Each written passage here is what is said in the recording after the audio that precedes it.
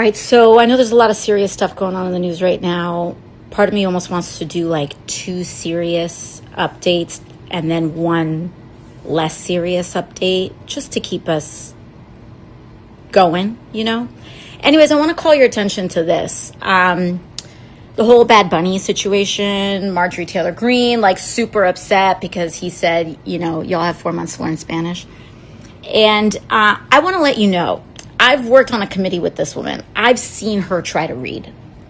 They're not mad because he's speaking Spanish. They're mad, and she's mad because she can barely speak English. And the idea of introducing any more words is too much to bear. She may have just learned acetaminophen this week.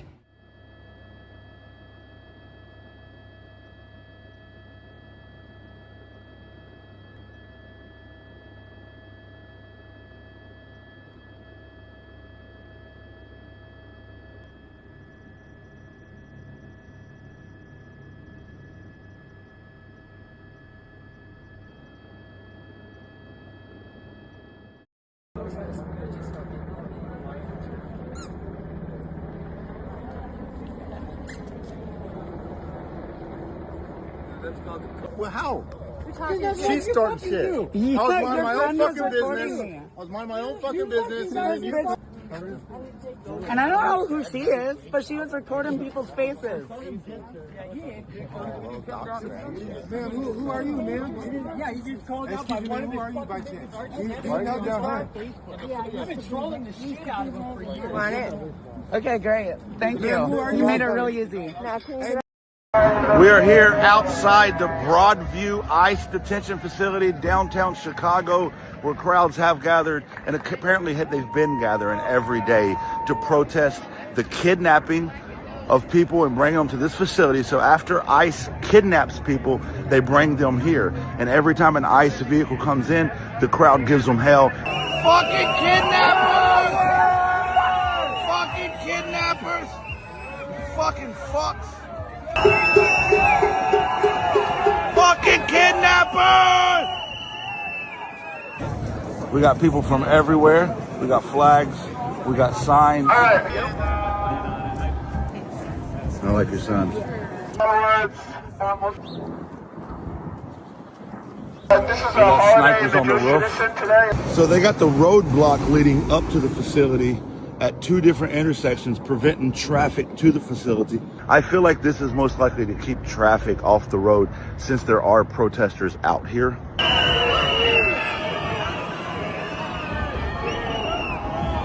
In spirit to keep us sustained. And we welcome everybody inside. Can we widen the circle? And I've been notified of another protest that's going to take place downtown. I'll be leaving here to go there. And I also want to know, what is y'all's plan to fix the Obamacare? Great questions. There's a lot of improvements that are needed. Obamacare did not do what was promised. Everybody can acknowledge that. As I mentioned, premiums are up 60% since it became law in 2010. Now remember, this is like, you know, they just lie so easily. I can't correct every lie because this is just nonsense. But what I think is important to remember here is that Obamacare, the premiums within these health connector type programs went up more slowly than those outside of it. Obamacare didn't solve the problem that premiums go up every year. It didn't solve it. But those plans within Obamacare marketplaces have seen premiums go up a little more slowly than those outside of it. Is it like, oh my God, we solved it? No, it's not. But it was at least something. And remember that they have nothing. They have no alternative whatsoever. And you have less access to care and in some parts of the country, lower quality of care. So we got to fix that. Republicans are the party that have the ideas to do that. We have a doctor's caucus inside the Republican conference that works around the clock, putting together these ideas, talking to stakeholders and other providers around the country. We have a lot of ideas to fix it. Some people say, why can't you just rip Obamacare out at the roots and start over? It's very, very complicated. It affects about 18% of the U.S. economy, healthcare. But there's lots of areas of improvement. We have not, this is not a talking point for us. We've demonstrated it in the One Big Beautiful Bill, the Working Families Tax Cuts. We added lots of provisions, for example, to reform Medicaid. It was being... Yeah. Anyway, that's another lie. The provisions they added to reform Medicaid only make it harder for people to get benefits. They put in place a whole bunch of restrictions. I mean, this is really disgusting stuff. And for a guy who calls himself a Christian, the facility with which he just lies to constituents, to voters, to journalists is disgusting. It's quite frankly disgusting. Speaker Johnson, thank you. Do you agree that the mayor of Chicago and the governor of Illinois should be in prison? Should they be in prison? Should the mayor of Chicago and the governor of Illinois be in prison? I'm not the attorney general. I'm the Speaker of the House, and I'm trying to manage the chaos here. I'm not following the day-to-day on that. The repeating of the questions there is a real tell that he is trying to figure out what the heck to say. And then what he came up with after those seconds of sort of stalling by repeating the questions is, I'm not following the day-to-day on that. Really? I mean, you're the Speaker of the House and you aren't tracking that the President of the United States threatened to throw another governor in jail? Not tracking? But that has come to be sort of something of a familiar refrain from Mike Johnson. I mean, here he was this summer trying to avoid the same question about Governor Gavin Newsom. The president said, possibly in jest, that if he were Tom Homan, he would arrest Gavin Newsom. Do you believe that Newsom should face consequences in a legal way? Look, that's not my lane. I'm not going to give you legal analysis on whether Gavin Newsom should be arrested. The president wants to arrest some sitting governors. I'm only second in line to the presidency and the most powerful person in one branch of government.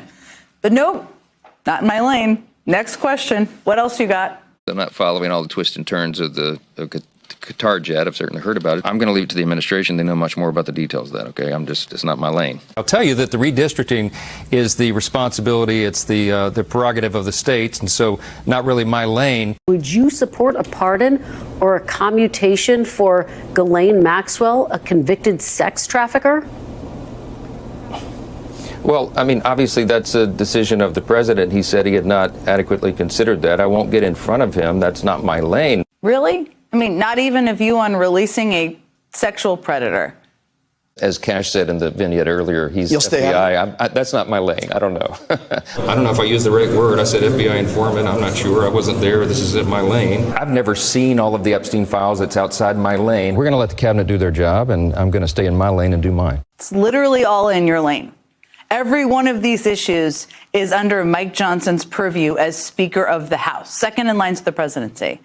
And just in case you needed even more proof that this is a flimsy excuse to avoid answering questions or dealing with issues, just watch what happens when a reporter asks Mike Johnson about an issue that actually is outside his lane.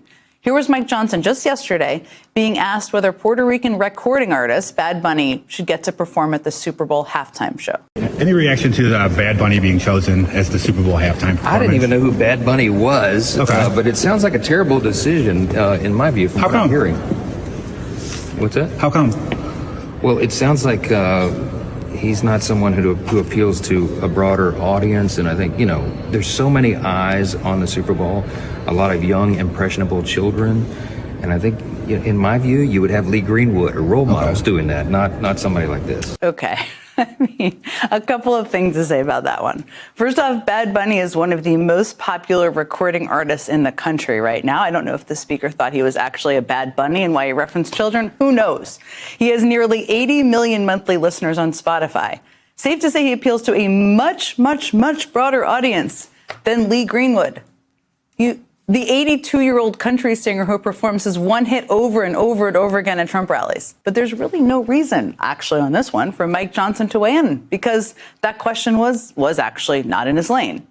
And yet he had no trouble giving his opinion. Republican, I'm very disappointed in my party, and I'm very disappointed in you because you do have the power to call the House back. You did that, or you refused to do that just for a show.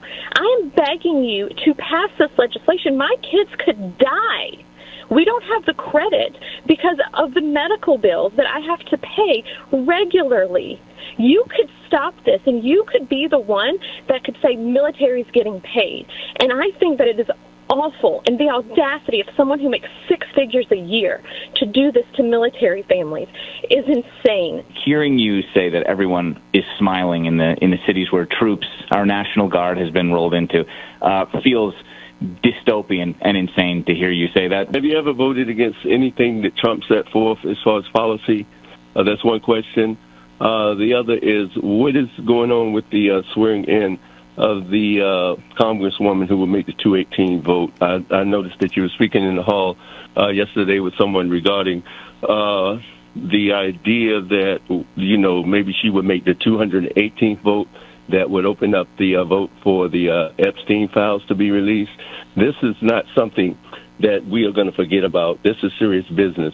The other thing is that Trump is a dictator. Just listen to Pete Hegseth and Trump address the top brass in the military. And I knew that this speech was either going to be about a growing global threat that America needs to prepare for, or it was going to be about using the military on civilians in America, weaponizing and politicizing the military. I'm not really going to talk about Pete's speech. That shit was written by ChatGPT. Look, I think Pete is a joke. I think this is going to backfire in his face. I think he's inexperienced, and I don't think he knows what he's doing. He wants to create the military like it's some 1990s action film, but society has changed, technology has changed, the world has changed, and it's not going to work. The main thing that I want to talk about is Trump's speech. You know, he didn't mention America's enemies very often, right? China, Russia. He mentioned the enemy within America, right? American civilians, me. He mentioned me and half of the people viewing this multiple times and talked about using the military on civilians and the rationale behind that. And it's other people have done it. Why can't I do it? Invading blue cities, using Chicago as a training ground for... I want to show another moment, Reverend, where a large group of ICE agents are walking towards you. So here they are. They're walking towards you. They're shoving you. I just want everyone to get a chance, and now they can see you. They know who you are there. You're obviously you've got your clerical collar on. They are spraying what appears to be pepper spray at that time directly into your face. This, I've been, correct me if I'm wrong, I believe is after you had been hit with the pepper balls in the head. Do you know why they did this to you? No, there was no warning for any of these things. After they shot me in my head and my face and multiple times in my torso, arms, and legs, I was shielded by the bodies of others who were there, who rushed in to support me and took many more hits that were intended for me. I was then guided away to a place where street medics helped to wash out my eyes and try to keep me safe, but I was completely disabled at that point. And within 2 minutes, quite a number of ICE officers, maybe 15, maybe 20, rushed out of the gate and began to shove us down. And I was already disabled on the ground, but attempted to get away. And they continued to shove us in a kettling maneuver towards a place where we would not be able to escape as they brandished their weapons. And you can see in that video ICE officers shoving protesters who were standing and speaking and chanting and singing peacefully and praying peacefully, shoving us down and then dispensing a huge amount of chemical weapons onto us. I was drenched from the crown of my head to the socks in my shoes. It was indiscriminate and it was vicious. I know you said that they were laughing. There were some of the agents laughing after this happened. Can you tell me more about that, what they did, and at that moment, what you thought? Yeah, we could hear them laughing as they were shooting us from the roof, and it was deeply disturbing. We've gotten to witness a few things about these ICE agents operating in Broadview, and really what it has shown us is how disorganized they are and how poorly supervised and trained they are. We've also heard ICE agents talking to each other, one of whom said, man, I don't even remember why I'm here anymore. And the other said, I don't know either. So there's a deep demoralization that we are seeing as we're bringing this peaceful and spiritual protest against their tactics and what they are doing to our city and our communities and our neighbors. And I'm grateful to show up with these protesters, people who deeply believe in democracy and are bringing peaceful and moral witness against what the Trump administration is trying to do in Chicago. Hey, Wisconsin, you're up. Important information coming out of Wisconsin right now. Today, a judge ordered that all residents must have their voter registration recertified before the next election. Your next election is a primary in February. And I'm going to go over what's in this article because it's important. So if you live in Wisconsin or know somebody who lives in Wisconsin, please stick around and share this with them. Waukesha County Circuit Judge Michael Maxwell said that Wisconsin residents must have their voter registration status reviewed before the next statewide election. His ruling requires the Wisconsin Election Commission, the WEC, to evaluate the current voter rolls and see whether any non-U.S. citizens are registered. He has also directed the state's regulatory agency for election law to make sure that all new registrants are lawful citizens. He goes on to say, election officials should match information contained in the State Department of Transportation files or find matches by other lawfully available means. But how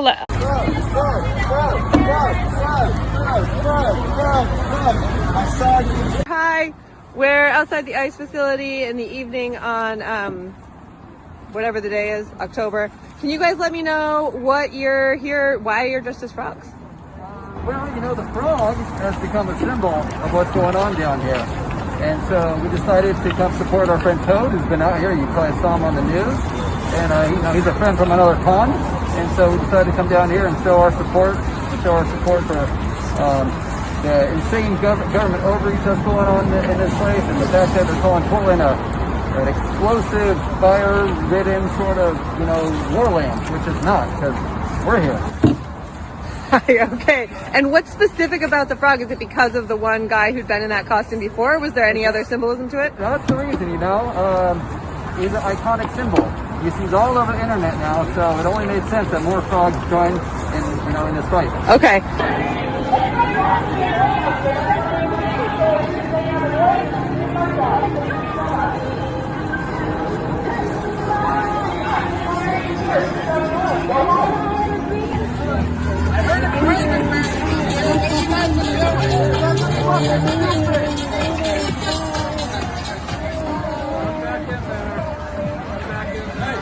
Hey, MAGA, I know you don't want to hear this, but I got to tell you anyway.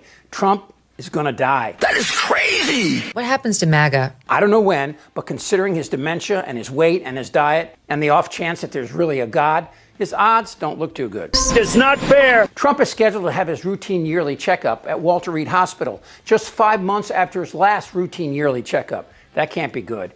Recently, he's been limping around on his fat ankles and applying makeup to his failing appendages. So I think maybe sooner than later. I am not unpopular. Now, MAGA, I know that look. You think that even if I'm right, someone will step up and replace him. What happens to MAGA? I'm going to tell you, I think those new ones or a lot of them are going to fall off. But I don't think they're turning, without him. And I don't think they're necessarily turning back to Democrats. I think they're just falling off going, who? But here's where I actually have to acknowledge Trump's amazing gifts and why that won't happen. Trump is a remarkable specimen, an evil, sociopathic, malignant narcissist, much like the many dictators we've seen over the last century. But dictators are usually a one-off, most of their success driven by their personalities and the fear that used to drive the opposition down. I mean, who replaced Hitler, Stalin, Mussolini, Pol Pot, etc.? America is for Americans and Americans only. You see, there isn't anyone in MAGA who can do what Trump does. And while that might seem like a compliment of sorts, me saying that, hey, there's no Hitlers in your party, it's not a compliment. None of Trump's cast of ball-licking cuckolds have the experience or temerity to pull off another coup. For two reasons. Vance, Miller, Cruz, Lomarco, Patel, this is nothing but dandruff. They have a long history of hating Trump until Trump threatened them, and then they tuck back their junk and join the party. But after Trump croaks under the weight of his massive gut, these little boys will try and fade into obscurity. But that won't work, because there will come a time when the people doing Trump's evil will face the type of retribution Trump is currently putting his perceived enemies through. And I think that's already going through the minds of many supporters. What happens after Trump? We need to release the Epstein list. You see, Trump almost single-handedly made 80 million Americans abandon their Judeo-Christian ideals and replace them with Trump's dark brand of humanity. Trump surrounded himself with white supremacists, rapists, and misogynists. Childless cat ladies. And somehow that virus connected with millions of America's Waffle House Brigade. But that all ends when Trump dies. I can't stand the word empathy. And unlike the adulation creeps like Charlie Kirk got upon dying, Trump's not 31 years old with a cute wife and kids. We took the freedom of speech away. The era of video and social media will attack Trump like a murder of malevolent crows. No, this human skin tag will always be the face of what happens when a nation gets lazy and pretends everything will be fine, which it isn't and won't be for a while. Not until, well, you know. I think there's two things that are happening at once, and this is something that's very important for people to understand. One, there absolutely is an unprecedented abuse of power, destruction of norms, erosion of our government and our democracy in order to prop up an authoritarian style of governance. That is happening. However, they are weaker than they look. And it is important that we remember that, because what they rely on is the impression of power, the perception of inevitability, in us giving up in advance to say, oh, what's going to happen if I stand up, etc. Nothing's going to happen. They rely on that perception of inevitability and power so that people comply in advance and acquiesce in advance and give up in advance. And at the end of the day, Donald Trump is at record levels of unpopularity in his tenure. The Republican House is at record levels of unpopularity. They are underwater across the board, and they know it. And that is causing them to double down in public, but it is backfiring. That is why, whether it's a shutdown, whether it's all of this, they want us to blink first. And we have too much to save. Protecting people is too important a task for us to give up before anything even starts. It's time for the Trucker John Livestream. Gonna be a good time. Oh yeah. The Trucker John Livestream. Come along for a good time. It's a good time, good time, good time, good time. Trucker John Livestream. It's gonna be a good time. Gonna be the time of your life. Gonna talk some shit. Hush your mouth. Gonna talk a little smack. Gonna talk whatever comes of it. You're gonna always wanna come back. Well, yeah, it's the Trucker John Livestream. He's the biggest, baddest, funniest mother you've ever seen. Watch your mouth, he's headed south. Not even sure what that means, but if it's one thing I know, the Trucker John Livestream is the best thing you've ever seen.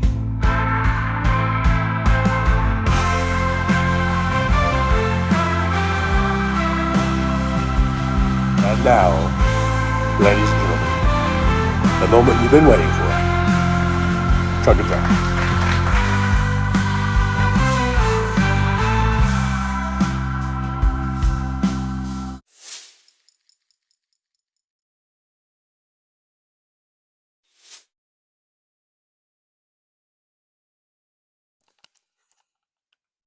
Hello, good morning, good morning. Testing, testing, 1, 2, 3. Can y'all hear me? Can y'all hear me? Am I coming through loud and clear?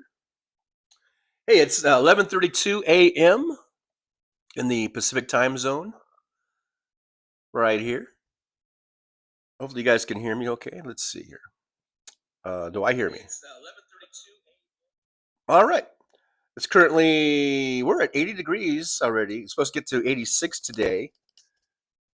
We are getting some of the effects of this, is it Hurricane Priscilla or whatever, or Tropical Storm Priscilla?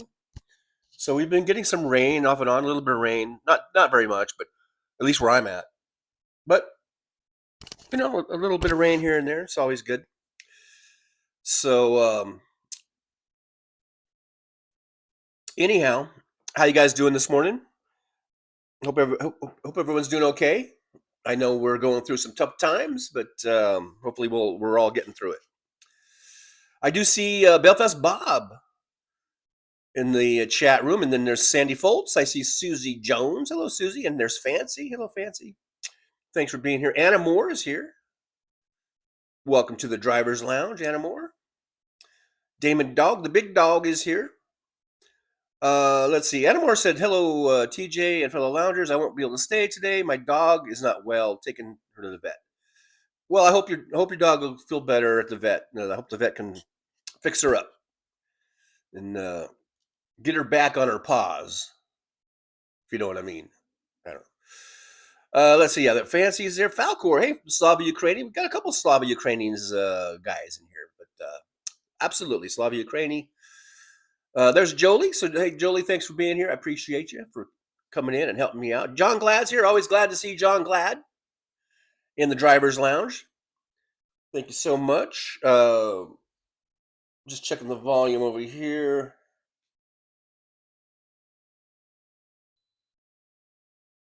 I don't know if you guys can hear. I got my TV on. I think I got it down. All right, there it is. Who else we got in this? Who else we got in this here Driver's Lounge? Witchy Woman. Witchy Woman. Woo! We know who you are, Witchy Woman. We know you. The goddess Kimchi. Witchy Woman says, hugs, beautiful progressives. Hey, Trucker John and gorgeous Jolie and beautiful Mistress Erin.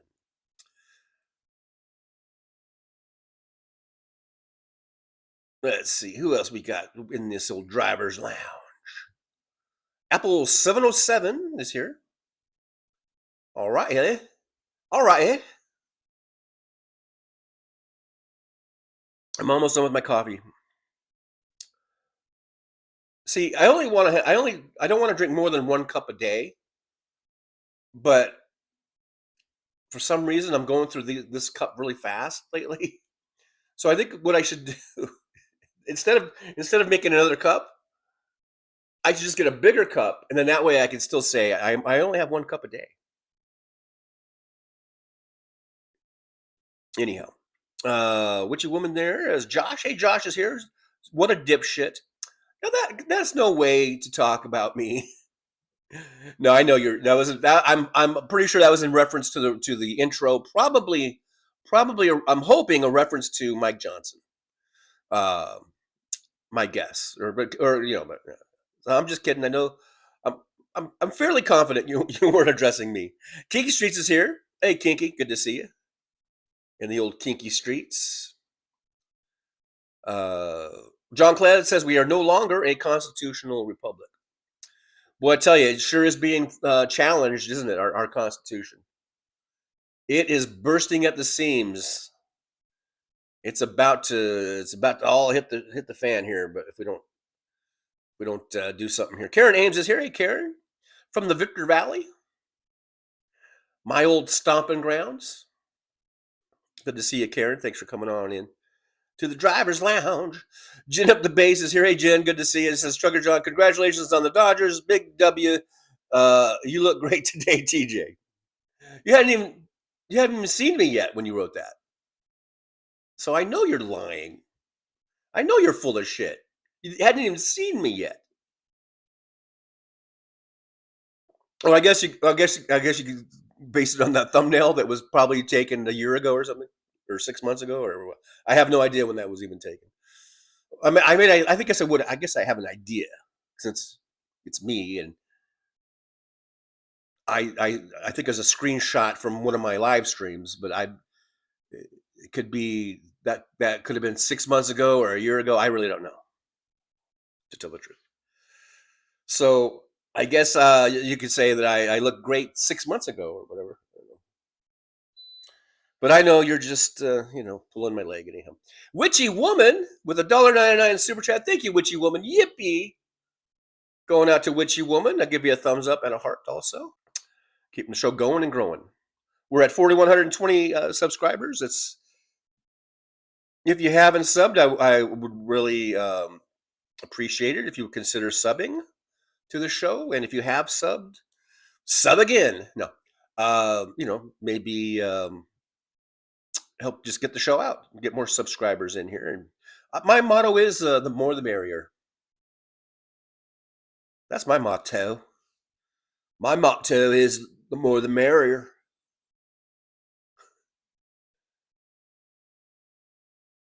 Susie Jones going to the store. Damon Dog is talking to Jen up the base. Apparently. A witchy woman. Every time I see your name, witchy woman, then I just, the song goes into my head. And we've been talking about the Eagles a lot lately. So see how it all ties in? It all ties in, right? Kiki Street says Andrew Mercado Media in Chicago right now just wrecked Cam Higbee, who just met with Trump in a debate live. Yeehaw. Yeah, I watched Mercado. Yeah, I've seen some. As far as usually he's at his in his home doing his show. Kind of like what a lot of people do, showing clips and talking about clips. But I guess he lives in Chicago apparently, and so he's taking the camera right out to the streets and doing a bunch of live streams from what's going on out there. So it's pretty interesting. Good old Mercado. Kikashi says 5X married Lee Greenwood. Yeah, the intro. The one thing that wasn't out of Mike Johnson's lane apparently was him chiming in on the Super Bowl halftime act or whatever, and he came up with Lee Greenwood. God, what a kiss ass, because he knows that Trump fucking loves Lee Greenwood. And what a little fucking kiss ass. He's like, well, it should be Lee Greenwood. I think it should be Lee Greenwood to do the Could you imagine? Now, Lee Greenwood, maybe he has done the halftime act at some point. I don't know. But it was probably 40 years ago.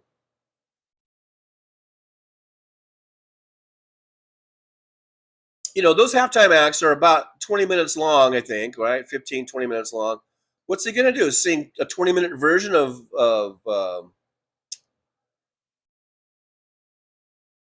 I always forget the name of his song. It's like, I'm proud to be an American.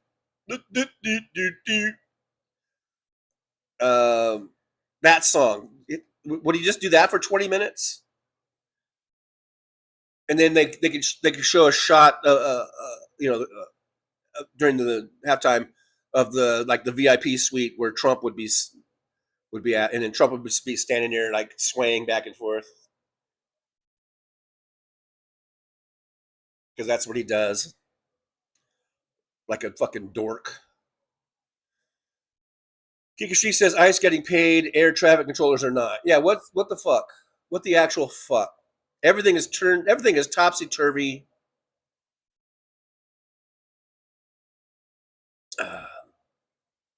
We are in the upside down, I think. Damon Dog says, William, as a Braves and Panthers fan, I know exactly what you mean. Oh yeah, I think William. Oh yeah, William says, I'm not a happy camper right now. Phillies, Eagles, oi. I know, man. Now, I'm a Dodgers fan, so of course I'm happy about the outcome. But yeah, you guys had a rough night with the Dodger game. I can't believe the Giants. Now, I didn't watch the game because I was watching baseball.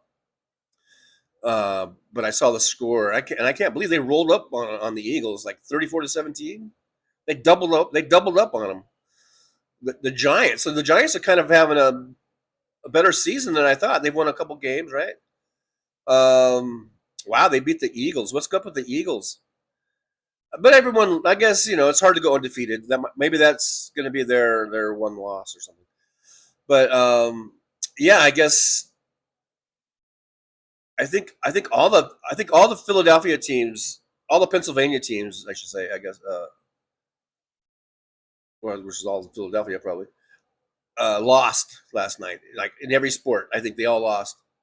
It's just one of those days. One of those days.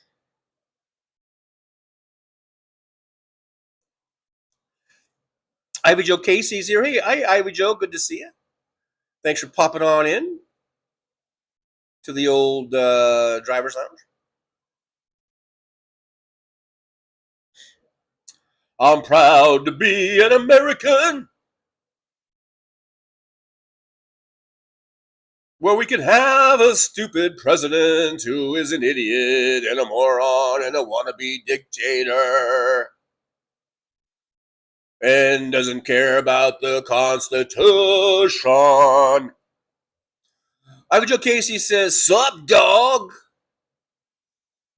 Being in Wisconsin is sucking more. Thankfully, I'm in the woods, out of sight, out of mind." Hey, you Wisconsin folks, and everybody, not just Wisconsin, everywhere in the country, make sure you're registered to vote. They're gonna be trying shenanigans. So where's my broom? No. I always recommend vote.org just because it's easy for me to remember, and I know that if you go on vote.org, it will take you. It'll take you to wherever you need to be to check out. It'll take you to your state's, whatever the registrar's office or it might be the AG office, whatever office it is that handles the voting in your state, and it'll lead you to the links you need to go to check on your registration status. So whether or not you live in Wisconsin, they're going to be doing these shenanigans everywhere that they can. So make sure you're registered to vote. Make sure it's up to date, and you've got everything ready to go. Because when we come up on these elections, whether it's special elections that are going on during the year, and especially when we get to the midterm congressional elections, then we want to make sure that we're ready to go. I guess I didn't have it. I thought there was a meme I saw about where it said how many, we're talking about the midterm congressional elections.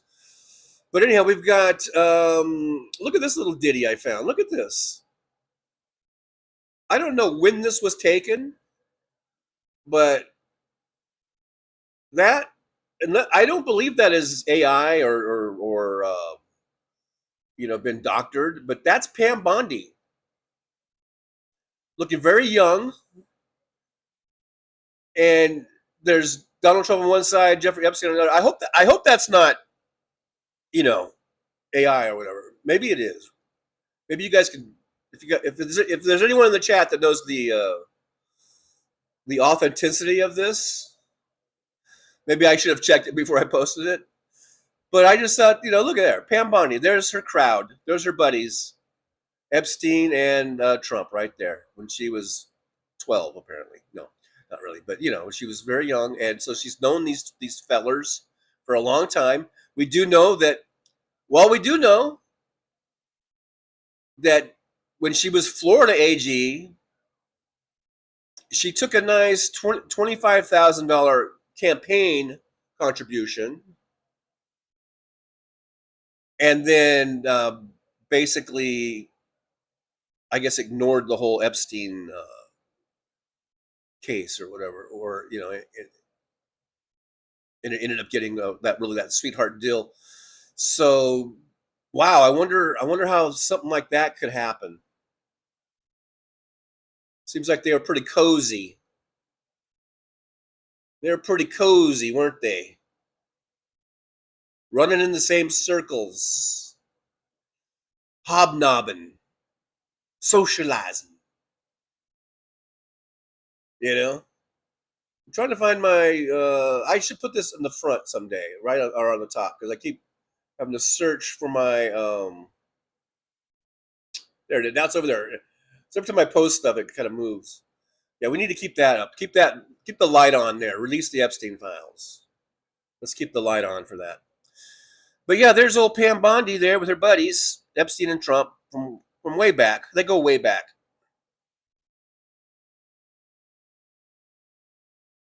And now you can see why Trump liked her so much, because she's a little cutie, and he's like, "Oh yeah, you would make a great, you'd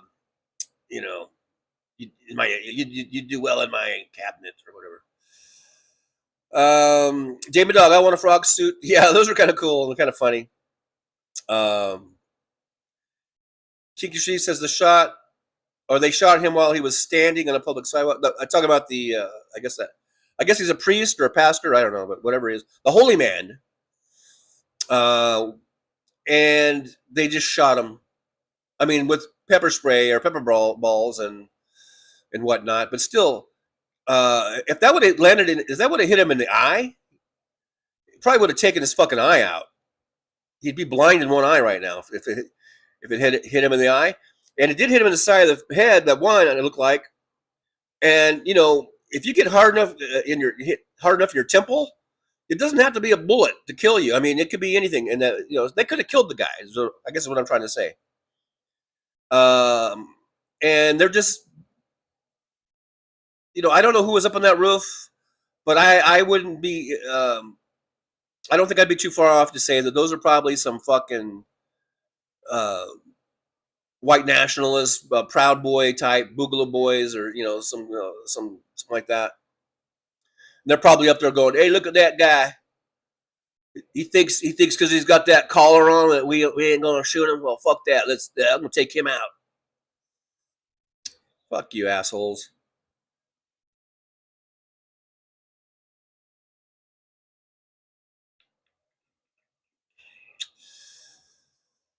Catherine Real Health Talk says, "Hi everyone. Hi TJ. Chicago is a bit calmer for now.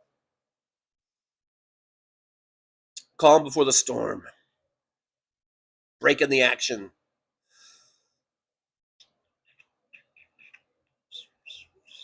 Walter Bukarevich is here. Hey Walter, good to see you.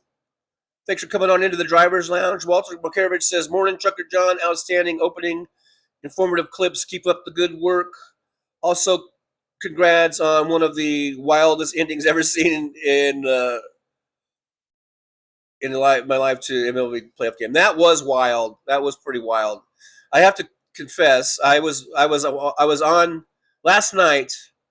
I went on Christina and Sun Ghost Squad on her live stream last night, and I have to confess, I had the game on while I was doing her show, but with the sound down. But I was watching it, and then I was trying to, you know, and I was also, you know, trying to be attentive and not be a jerk to Christina. But I couldn't help it. I had to watch the game. I'm a Dodgers fan.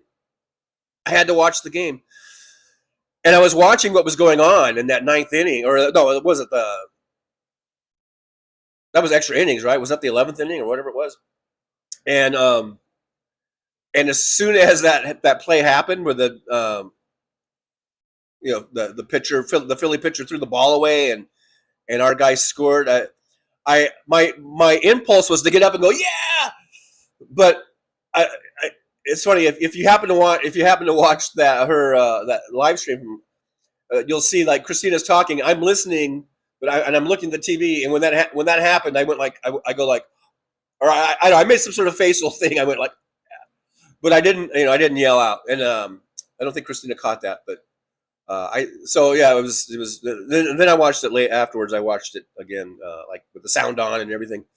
But yeah, I got to watch the Dodgers. I got to watch them because, you know, during the season, it's a 162 game season, and I almost never watch a whole baseball game during the season anymore. I used to. You know, I used to always watch baseball games. You know, a few during the season. You know, maybe more. I don't know, 10 or 20 times you will watch a baseball game during the season, like on TV. And when I lived closer to LA, I would always try to go at least once or twice or 2 or 3 times, you know, to go down to LA and watch a game at the stadium. But now I'm in Vegas here, so I don't do that. And so during the regular season, all I do is every night, either MLB or House of Highlights, they play a really good recap of the game, of every game in the MLB, and so I watch the Dodger ones. And basically, what it is, it's like a 3-hour game condensed down to about 20 minutes, and that works for me. And it's not just highlights though. I mean, they'll show from start to finish every inning, every at bat. You know, not every pitch, but every at bat usually. And so I feel like I get a really good sense of the game. So I do that. But then once the postseason starts, then I want to watch. If my team is in it, then I want to watch every game that the Dodgers are in. That's for sure. Not saying I wouldn't watch other games if the Dodgers weren't in it, but it's like a priority. I really want to watch the Dodgers because that's my favorite team. And also, it might seem like the Dodgers. Some people might go, "Oh, the Dodgers are in it every year and they're always in it, and it's boring because they're always in it or whatever." Well, you got to remember, if you're a fan of a team, you kind of got to take advantage of whenever they're hot or whenever they've got a good thing going and they got a good coach or good managers and they got good teams, a good group of teams, and they're winning championships and they're winning some World Series. You got to kind of, even for the Dodgers, you got to just appreciate that for every second you can, because we went through 30-something years between championships. From a couple years ago, we finally won. The last one before that was 1988, right? That was the Gibson home run in Game 1. That was Oral Hershiser, all that stuff. Tommy Lasorda against the A's in '88, and then we didn't win anything. Really hardly came close. We made the postseason a few times, but really had kind of a drought until a few years ago. And so now we've been in a couple. We've won a couple World Series, and so it's like you want to just enjoy it while you can, because you don't know if there's going to be another 30-year drought or something. So anyhow, that's where I'm coming from with that. In case anyone cared, I don't know. I don't give a fuck. Let's see who else we got in here. There's Karen Ames, witchy woman. Woo-hoo-hoo. Jolie says Trump is rotting from the inside out. So gross. That's the evil oozing out. Yeah. I'm telling you, the day of his demise really can't come soon enough. It really can't. And I don't usually say stuff like that about people. You know me. I'm old lovable John, Trucker John here. Victor Harshman's here. Hey, Victor, good to see you. We got the Soulcraft. Hey, Soulcraft, good to see you. Thanks for coming on in, hanging out with us. I appreciate it. This is me doing my Soulcraft dance. All right, Soulcraft dance. Invisible River Ranch is here. Hey, good to see you. Invisible River Ranch. Thanks for coming on in. I do appreciate you. Oh, thank you very much. Thank you very much.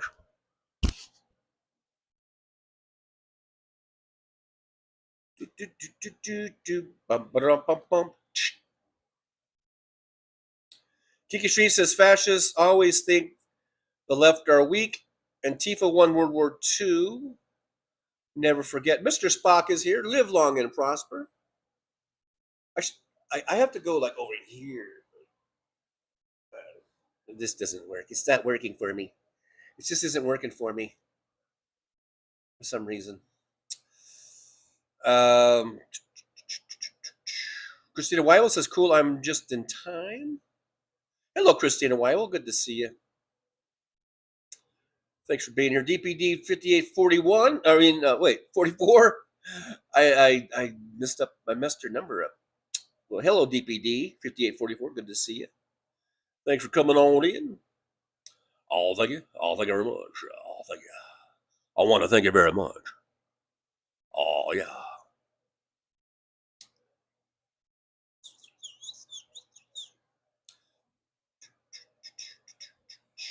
Victor Harshman says, sorry, Donnie. Your ticket to heaven was awarded to a Venezuelan woman actually fighting for democracy. Now, I thought, is that the height of irony? Is that irony? Here's Trump. He's been saying he wants to he should get a Nobel Peace Prize, and then they give it to a lady in Venezuela who I'm sure was very deserving of it. I never really heard of her until today when I read little things on it. But she's from Venezuela, and isn't that where he's been shooting the boats and blowing people up from Venezuela, I believe, or at least the first couple of them were. It's almost as if they said, you know what, we're going to give it to a Venezuelan, and not that she didn't deserve it. Not that I'm not. No, I shouldn't say that because it sounds like I'm saying she wasn't deserving of it, and they only did it because she was from Venezuela. But it is very ironic, right?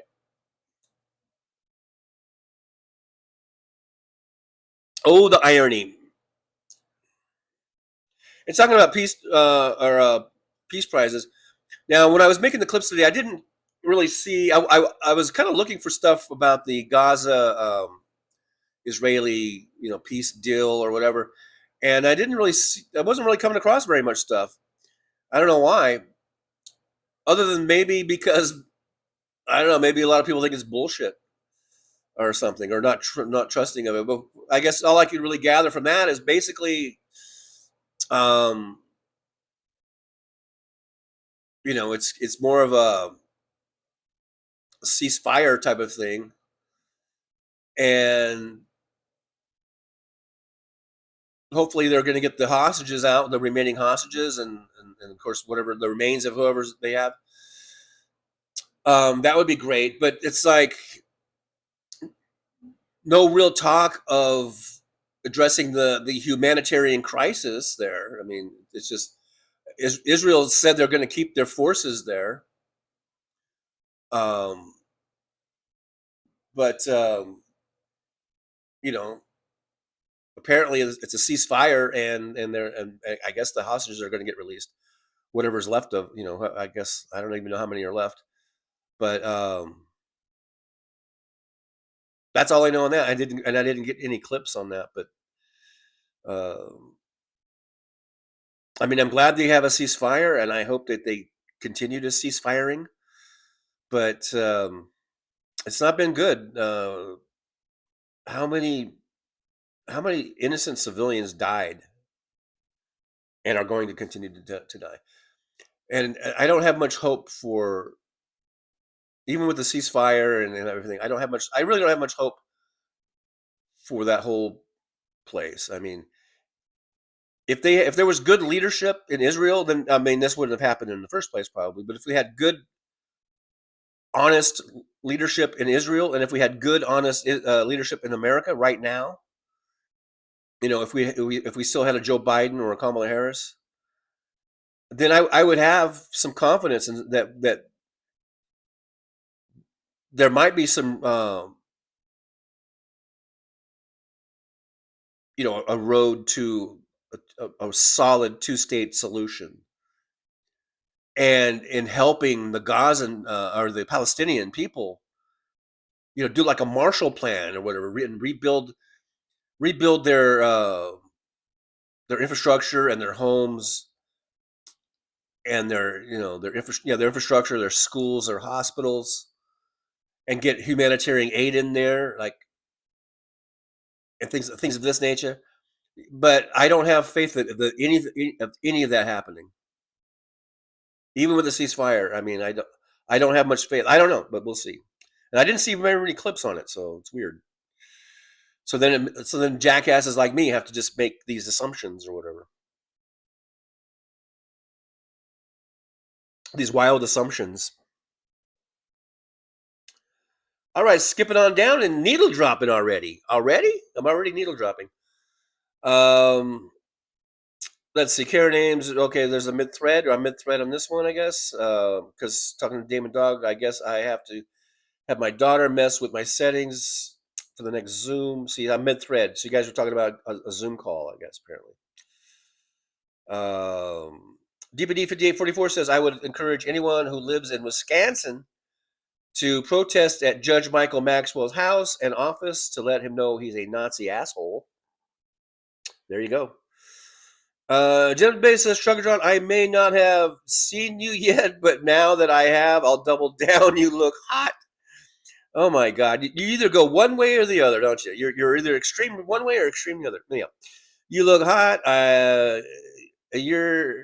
1 year ago, people thought our TJ live stream was dead. Now the Trucker John live stream is hot again. It's hot. Yeah. We were dead. Yeah. It's hot. It's hot. Yeah. There you go. I think I should have been reading that in the Trump voice.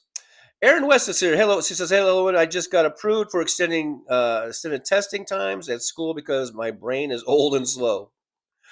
Wow. Congratulations, Erin. Congratulations. And good to see you in the driver's lounge. And now we are at full mod capacity. So there you go. There you go. Roxanne, 1979 is here. Hey, Roxanne, good to see you. Thanks for coming on in. Mr. Spock, is Creed still doing the halftime show? That's funny. I think Creed here. I think here. Wait, just coming in. I think here's the response. Creed was in reference to that was a fuck no.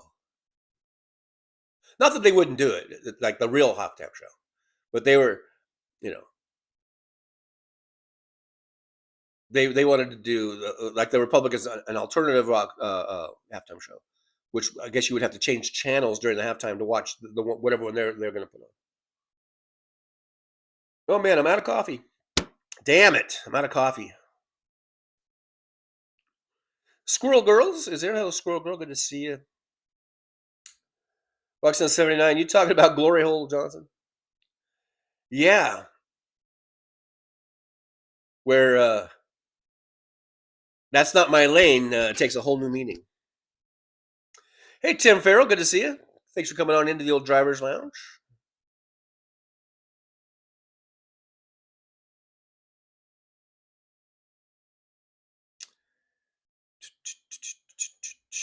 Tim Farrell says, I think Bad Bunny should open the Super Bowl halftime with a verse of that Lee Greenwood song and a verse of YMCA for the sake of harmony, and then nominate Bad Bunny for the Nobel Peace Prize.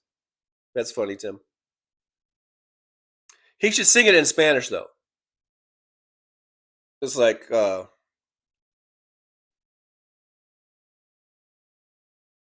don't know, Tu amo americano or something. I don't know.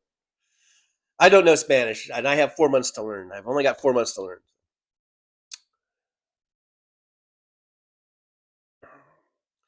But I think he should do that in Spanish.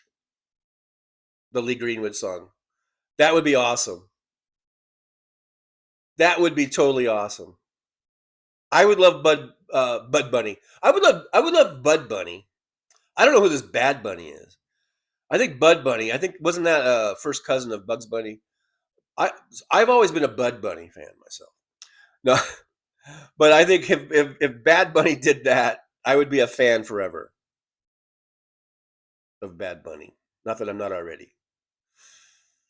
Karen Ames says it was a good song once. I just can't stand it. Yeah, really, Karen. I had no problem with it. Before Trump, because they used to always play it usually at the fireworks show. Like patriotic things, like if you went to a fireworks show or whatever. And it was, and I thought it was a cool patriotic song. Yeah, I had no issues with it. But now, my God, it's like I can't hear the song without thinking of the fucking orange blob. That orange blob that calls himself a president.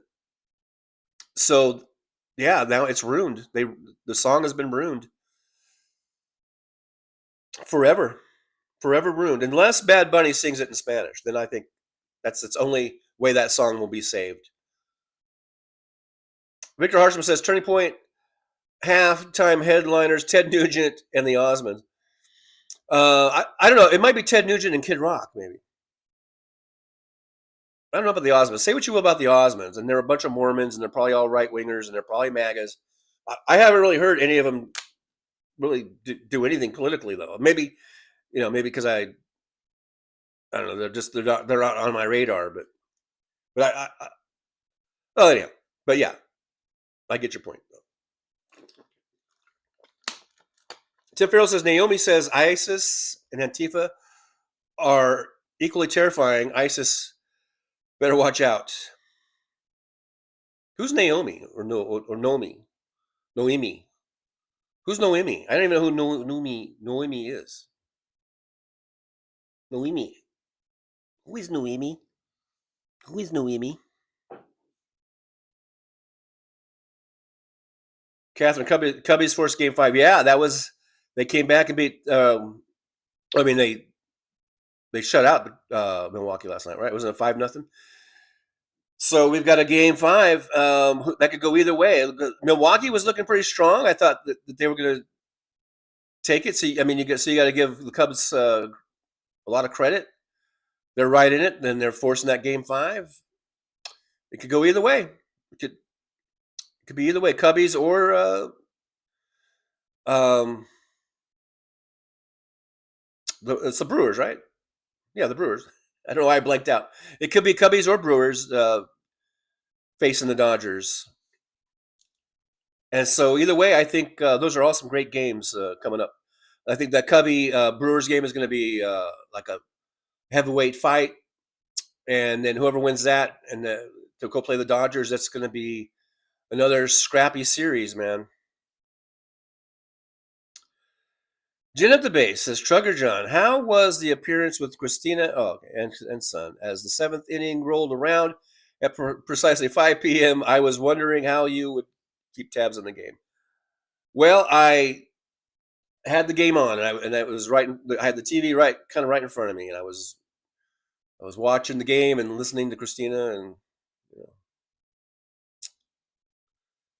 Roxanne 79 says, my Roomba came today, but I can't open till Daisy goes home in a couple of days. She eats cords paper. Bad doggy. Bad dog. I know you love that dog, but that's a bad dog. Bad dog. Roll up a newspaper and swat it on his nose and say, bad doggy. I know Christina is just cringing right now. She's like, I would never do that. That's dog abuse, you animal. Okay, you don't have to actually hit the dog, but you roll up the paper and you just kind of get close to his face and you just slap your own hand. That's what I do. I don't actually hit the dog. Okay, I'm not a dog hitter, but I have done the old like make that sound of the paper hitting your hand, slapping your hand. That's probably not acceptable either, is it? I'm sorry. I'm awful. I'm an awful person. That's why I don't have any dogs, because no decent dog would stay with me. DPD 5844 says, why has Drunk Pete deployed 200 military personnel to Israel? This is bullshit. Where is the outrage for involving armed military in this shit show? This is the very first time hearing of it, for one thing. Walter McCarver says, sorry, Trucker John. Eagles have 2 losses. Oh, yeah, with the Cowboy victory Sunday, we will be tied for first place in the NFC East. Yippee. I did just pick up Jake Ferguson on my fantasy team, by the way, the tight end. So, and he's in my, I'm starting him in my fantasy team this week. Just so you know, it's not all Rams. My fantasy team, I do have 3 Rams starters. I got Matthew Stafford at quarterback, Kyron Williams at running back, who's really good if he doesn't fumble, and I've got Devontae Adams as one of my wide receivers. But I picked up Jake Ferguson. I think he's pretty good tight end.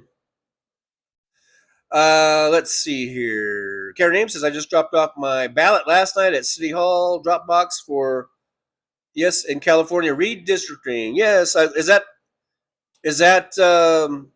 Prop 50? Is it 50? Prop 50, I think. Good on you, Karen. Good job, Karen. Good job. Hope that passes. David Dog says, I hope it passes. Me too. Karen Ames says, I signed it to make sure my ballot gets received and counted. Well, yeah, there's a place where you're supposed to sign, so make sure you sign it. Karen Ames says, it's not Bondi. She's a model. Oh, that's not Bondi? Oh, I guess I should take it down. That looks like fucking Pam Bondi.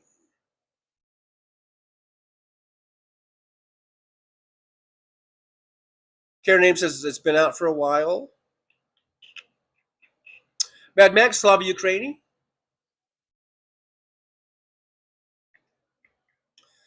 Falkar says she was an Epstein girl and put in power by the pedos.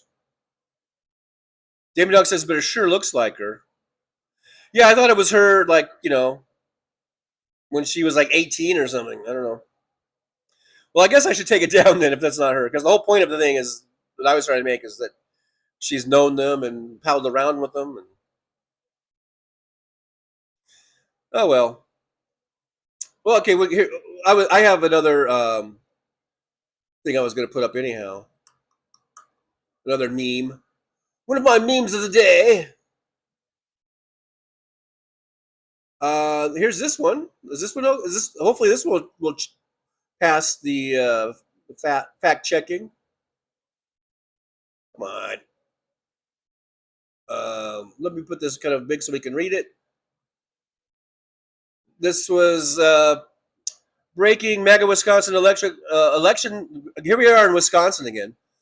Election Commission Director Kimberly Zapata found guilty on all felony counts for falsifying military ballots. She could face 6 years in prison.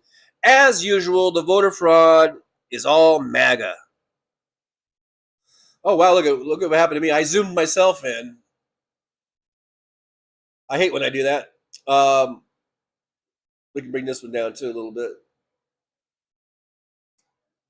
So once again, every single time we find voter fraud, voter irregularities, you name it, it's almost always a maggot or at least a registered Republican.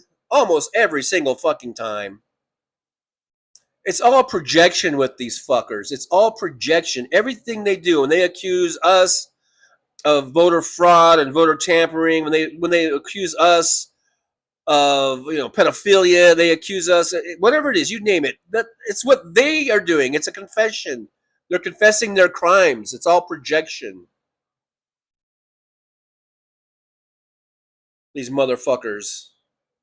Thank you for the thumbs ups. We got 38 watching, 45 thumbs ups. So just as a reminder, we are acting like very good Democrats because we have a really big surplus there. So thank you guys for that. At least we can do that in this one area of life. We could act like Democrats here by having a surplus. David Dog says she has your number, Roxanne. Does Daisy have little puppy boots? One of my hiking vids I watch put boots on his dog.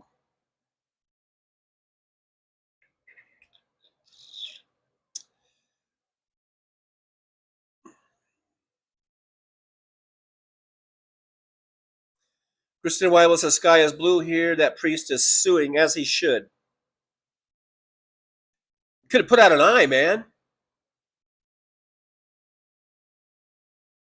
Karen Ames, now I'm looking for a new dachshund puppy. My daughter just got the cutest little baby puppy dachshund. It's the cutest dachshund I've ever seen in my life.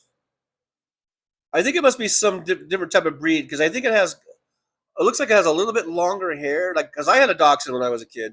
It was very, very short hair. Like, almost like no hair. This one's so cute and adorable. Little cute dachshund. She showed me pictures of it. I wasn't there, but she sent me pictures of her puppy.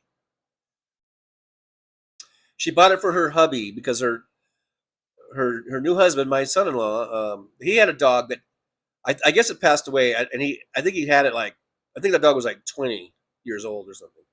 Like he had it since he was a kid, since he was like pretty young or whatever. And I think the dog finally died. So then my daughter got him this new little dachshund, and this is so cute. It's so cute. It's the cutest doggy, cutest puppy. It's still a puppy.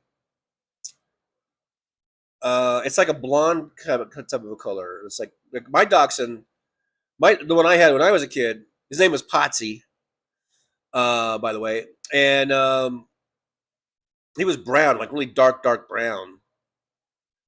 And the one I saw that my daughter has is kind of light colored, like a light kind of blonde color or something. But really cute. So adorable. Adorable. Christina Weiler says that Christy Nome ordered that person being shot. You talking about the priest or the man of the cloth? Because I'm not sure. I don't know what religion he is. It's not only priests that wear those collars. It could be something else. But you talking about that guy? I'm losing track of who they're shooting. There's been so many. But yeah, she should be at the top of the list of being sued. Mad Max says they've already killed people. A single dad dropped 2 kids at school, and they tried to get him out of his pickup and ended up shooting him dead in his truck. Yeah. Karen Ames says, thanks, Squirrel Girl. I knew she was a model, but was thinking from Norway.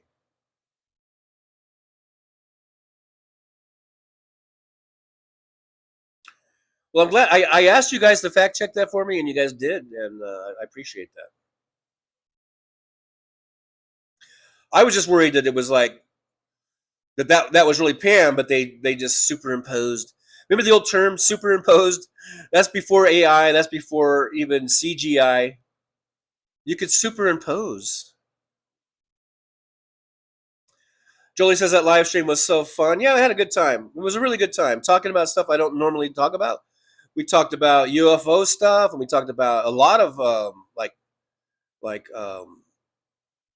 paranormal and stuff, and spirits, and ghosts, and spirits, and all kinds of stuff. It was very, very interesting. If you guys are into that sort of thing, paranormal activities, and talking about that, go check out Christina and Son Ghost Squad. And at some point, I'm sure we'll put the link in the chat. I think that might be right up a lot of yours alleys.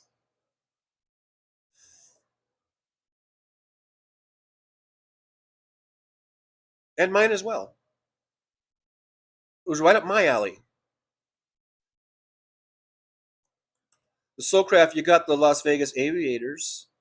Yeah, that's true. And I've been here for basically technically 6 years, but realistically, I've been living here about 2 years now. Going on 3 years, and I've been wanting to go out there and check out a game, and I haven't. And apparently they won. I think I don't know if it was the AAA World Series or if it was just the PCL Championship, which is the Pacific Coast League. But anyhow, they won that. So maybe the A's have a future with some players coming up, some good players. They'll probably squander it though. But I did hear that the A's, because right now they've been playing their games like all this season just finished at the minor league team in Sacramento. At their stadium. They're not even playing in Oakland. They completely got out of that shithole. And believe me, it was a shithole. And they've been playing up there at their AAA, I guess it's a AAA team in Sacramento, whatever it is, minor league. But I heard that next year they're going to play some games down here at the Aviators Stadium. And I'm thinking, why don't they just play the whole season down here? They might as well. Because it's supposed to be the next season after that they're supposed to be coming down here. I don't know why they don't just go ahead and move all their operations down here now, and they could play at the Aviator Stadium. Unless it's not as big as the one in Sacramento, but from what I've seen, the one here in Vegas is a pretty nice AAA stadium for a minor league stadium. It's not they're not major league level, but. I guess they're letting them play there because the one in Sacramento, somehow they got permission to play there by the league. I guess because the lease ran out in Oakland or whatever. But yeah, so that's exciting. I would really love it if I don't know what the schedule is. I don't know. I think they said they might play like 30 games down here at the Aviator Stadium. And it would be so awesome if some of those were interleague play and it was the Dodgers. Aaron West, 3 weeks until Vegas. Yay! Aaron West is coming to Vegas in 3 weeks. Come and check out Vegas. David Dog says, stay safe while you're out there, Aaron. They have some crazy cab drivers out there. They do. They do.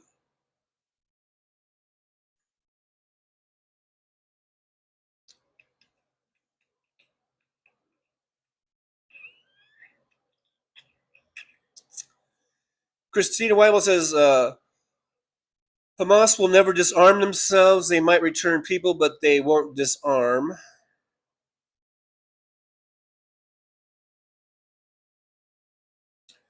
And I gotta believe there's a way that the Israeli army can fight Hamas without killing 100,000 civilians. I gotta believe that. Hey, Richard is here, our expat down under. Loves the Dodger cap.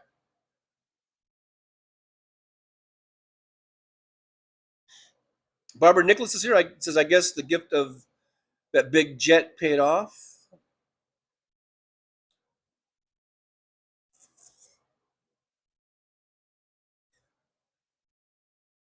I don't know. That was that from Qatar? Who gave him that jet? Squirrel Girl says, Mike Johnson's answer to Not My Lane made me think, so get the F out of the way and let responsible people take charge and pass you. Yeah. Yeah. Do something, man. Either lead, follow, or get the hell out of the way, right?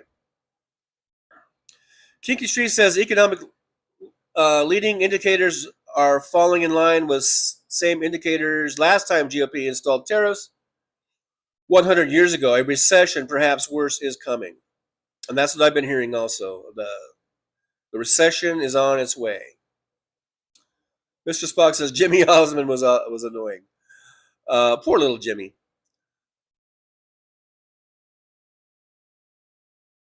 Mad Max says, remember that big-ass 747 Qatar gave to the Orange Pedo? He is paying them back by letting Qatar build a military base in Idaho. What the absolute fuck is that? Is that true? This is the first time. This is breaking news for me, anyhow. What the actual fuck? That is disgusting.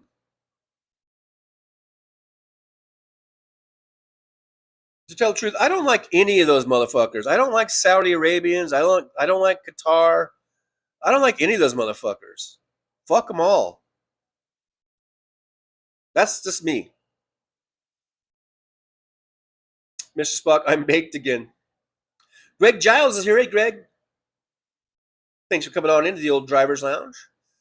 Greg Giles says, watching Antifa movie, Sea of Land, 1955, about the LRDG.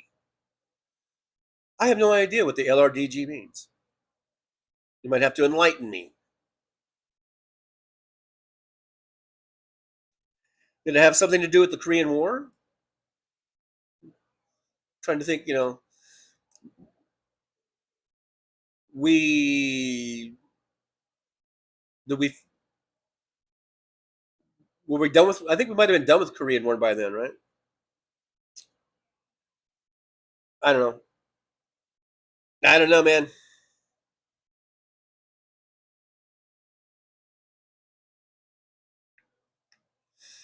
Kicky Streets, I only pet my German Shepherd. I love German Shepherds. I do. I think German Shepherds might be my favorite dog of all dogs. A good German Shepherd, can be loyal and protective, and and they can, and they like to party too. They like to have fun, like everyone, like other dogs. I think German Shepherds might be my favorite.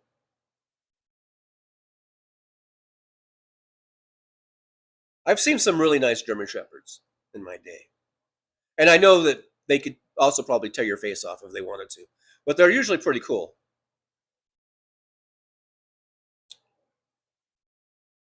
Squirrel Girl says, hi there, Michael McAndrews. That picture isn't actually Bondi. It's a model named Ingrid Sinhave from Belgium.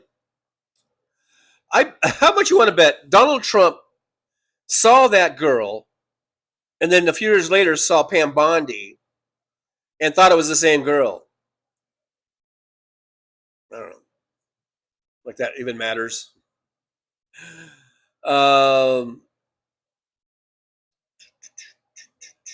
Tiki Street's Pam Bondi isn't that good looking. Well, I thought that this was a very old picture, and I think, okay, look, full disclosure, I think Pam Bondi is attractive.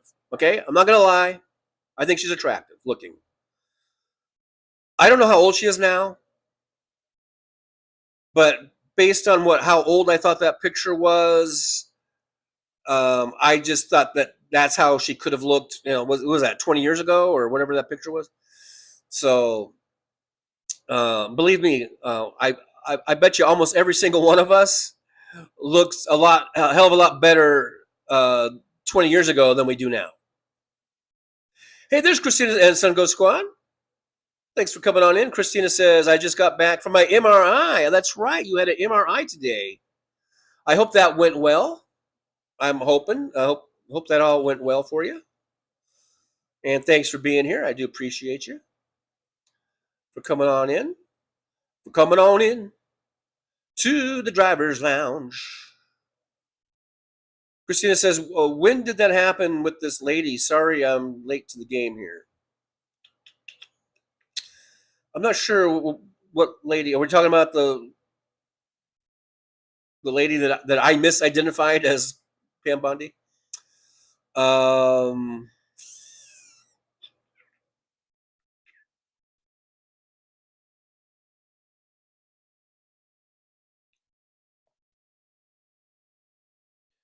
Well, I'm out of coffee. I need to get a bigger cup.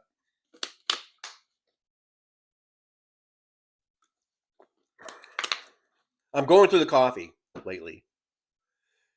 Christina and Sun Ghost says, the best dog I ever had was a Yorkie. Oh, Yorkies are cool. She was a toy Yorkie, but they have a lot of problems. But if I had to get a dog again, I'd get a regular Yorkie. A regular Yorkie. Make sure it's regular. Hey, Bethany S. Arball is here. Hey, Bethany, good to see you. If I get a dog, I've mentioned this before, I like Shih Tzus. Number one, because they're adorable, for one thing. And number two, because they're small, and I think if I'm living in apartments, I'm not sure if I would want a big German Shepherd. Like I said, the German Shepherds are probably my favorite. But I would want a house and a big giant yard, and the dog can run, because those dogs, I think they need to really run, and they want to be outside. And, so living in a small apartment, I think I want a small dog. And so for me, I like the Shih Tzus. One, like I said, because they're adorable as fuck. Two, they're small. And, fits in with the surroundings good. And three, they don't shed. And that's one thing I hate about dogs is when they shed. I hate shedding. I don't want to deal with shedding. I don't want to deal with cleaning up their fur and their shit. Well, the shit, that too. But, they all shit. But, so I like the fact that they don't really shed. They're like a non-shedding dog. So, so for me, I would probably get a Shih Tzu if I did get a dog. Even though I think German Shepherds are my favorite, and I've said that about 10 times today already. So, if you're playing a drinking game at home, every time John says he loves German Shepherds, you might be hammered by now. Michael Andrew says, my best dogs were Whippets. I miss them very much. Oh, Whippet, good. Here we go with Devo again. I've seen those Whippets. Aren't those like really skinny dogs, really skinny, pointy kind of dogs? They're like pointy. They're a bit pointy, but I'm sure they're sweet. Roxanne79 says, Fred, my Jackapoo was 9 pounds, the perfect size. Daisy is almost twice his size, and she gives up halfway through the walk, and I end up carrying her home. She's a spoiled little baby. That's not how you walk a dog. You just spoiling her. You're just spoiling her. She's like, Mama's going to take me home. She's going to pick me up. Carry me home. Michael McAndrew says whippets are very quiet and very fast. Yeah, I think they look like they're very fast. Stealthy. They're stealthy. Anna Moore says, hello, TJ. I'm back. Christina and Sun God Squad, I'd enjoyed your live stream last night. Spooky. Hey, Anna Moore, good to have you back. Greg Giles says, Elvis really surfed, right? That's right. That's all Elvis has to say about that. Let's see. Christina says this, it was a great time. Thank you for joining me. It was my pleasure, Christina. My pleasure. Had a great time. And there's the link. There's Jolie put the link into Christina and Sun Ghost Squad. So yeah, check out Christina. She's on. I know once a week on Wednesdays you do. I think you do like tarot readings or something. And then Thursday nights you have another show and where you talk about your paranormals and stuff, paranormal stuff. I think there's what you do. I think it's 2 nights a week, right? Maybe. You know, you can correct me if you're still here. You can correct me in the chat. Go ahead and let everyone know what your times of your shows and all that kind of stuff.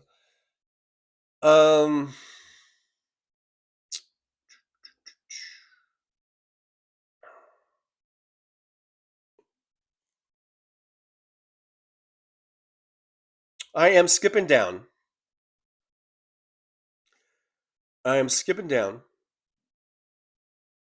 Guys, I'm skipping down in the chat and needle dropping. Skipping down and needle dropping.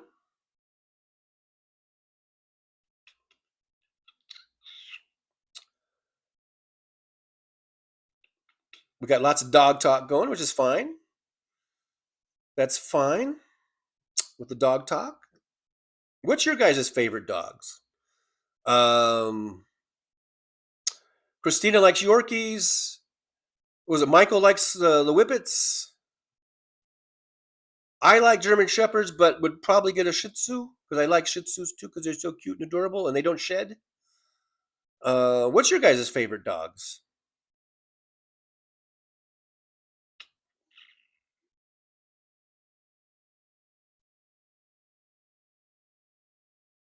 A favorite doggy.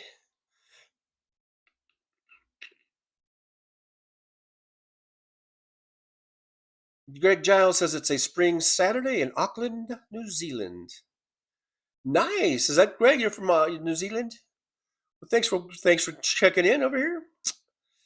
All the way from New Zealand.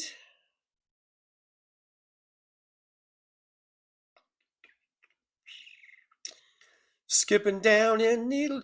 I'm not really needle dropping because I'm kind of reading. I'm just trying to see if there's something. Oh, here we go. Greg Giles says LRDG, long range desert groups before SAS. Ooh, now I don't even remember what that was. What we were talking about. Something in 1955. About that. All right, then. Christina Weibel's going on a smoke break. Smoke break. Got to get the smokes. Smoke them if you got them. Damon Dog, I love Dobermans. We raised them when I was young. I like Dobies too. I think Dobies are pretty cool. And they've kind of gotten a bad rap over the years for some attacks on humans and shit. Same way with pit bulls. I've seen some of the sweetest pit bulls in my life. They're just sweet. And Dobies, you know, you don't want to really fuck with a Dobie. But if the Dobie knows you, I've never owned one, but I've had friends that have had Dobies, and so I got to know the Dobie, and they're cool. They're cool, man. You can pet them, and they'll come up to you, and they want to play. They want to play fetch. But if there's someone that's not supposed to be there, and they're gonna threaten you or whatever, that dog will tear your fucking nuts off, man. But I like Dobies. They're cool. They're pretty cool. Just don't fuck with them. Because they'll fuck you up. Robert Nicholas says, Trucker Bondi is 55 years old. I think she looks really great for 55. And like I said, that picture, I thought that picture was probably from the 90s. So I thought, or something like late 90s or whatever. So I thought that, because that picture looked like she was, whoever that was, it looked to me like barely 18 anyhow. So, I think the math kind of fits in that. I think the math works out on my logic. Christina and Sun Ghost Squad says, I won't get the results for a few days. However, the machine gave out when I was only in there about 5 minutes. So they had to take me out and had to fix the machine. I had to go back in for another 10 minutes. Wow. You broke the machine, Christina. Well, anyhow, I hope that I hope you get some good results back, or promising good results in there. Christina and Sun Ghost Squad says, the lady on your screen, the breaking news that happened today with Kimberly Zapata. Oh, that's what I was asking about. Oh, I don't know. I just saw that meme and I just grabbed it. I don't know any more about the story than the meme, but I do know that I've seen over the past few years, every time there's someone getting found out about some sort of voter interference or voter irregularities, any crimes like that, it's almost always either a maggot or someone that's a Republican stripe of some sort. So it's kind of my point there. Aaron West says, I'm fostering a 50-pound Sheltie that sheds. See, that's the thing. Bless their little souls. They can't help it if they're shedders. But on the other hand, I don't got to put up with it. So if I'm going to have a dog, it's going to be one that don't shed. I'm sorry to all the other dogs out there in the world. I know you all want to have a little piece of this. But if you're a shedder, you're in the shed. Owen's here. Hey, Owen, good to see you. Owen says, I knew Boney was at least in her 50s. Thanks, Barbara. Like I said, I think she's looking good. What can I say? You want me to lie and say I think she's an ugly old hag? I think she looks good. And I think that picture could have been her, if it's as old as I thought it was, that picture. That is all. Michael McAndrews, okay, let's see what's in your cups. Was that in reference, was that to me or to someone else? Because I don't know. That's maybe a mid-thread thing that I don't understand.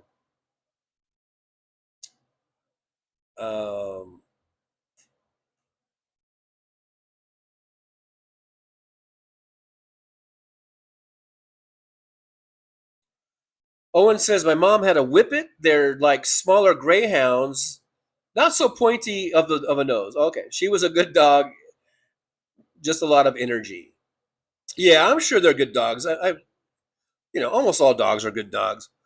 And I think I've seen those little Whippets running around. They look high energy. So Christina and Sun Ghost Squad says, yes, tarot is on Wednesday at 7 p.m. Eastern time, folks. Got to remember this, Eastern time. Oh, yeah, Eastern Standard Time. And then Thursday, 7 p.m. Eastern Standard Time to do either an interview, paranormal chat, or game night. Depends on what the mood is. Okay. So what games do you play? Because I heard you say game night before. So, like, what games do you play? Like trivia or something? Is it like, if it's trivia, then I'm there. I'll have you know, I am the reigning, long-time, undefeated champion of the Fowler family in Trivial Pursuit. I'm undefeated. I've got like a 30-year record going in Trivial Pursuit in our family. And that's extended family. I mean, that's like not just my kids. That's like that's back in the day when I would hang out with my sister and brother and mom and dad when they were still alive and shit. So, yeah. And then even if other people come over, other friends come over, and we've got those people there, and we're all playing Trivial Pursuit, I'm undefeated. I mean, I'm going up against people who have like solid 4-year degrees, and here I am with my little AA degree, and I'm beating people. And so I'll have you know, I am the family undefeated champion for like 30 years.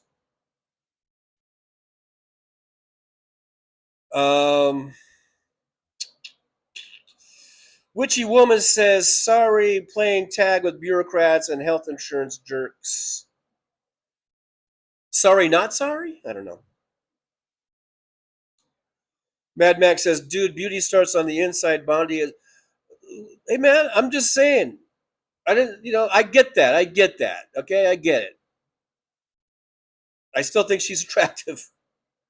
Physically attractive, okay? Hey, man. I might not like 20 or 30 years ago or 25 years ago or whatever. That's all, folks. We don't need to make this into any bigger deal than it's already been made into.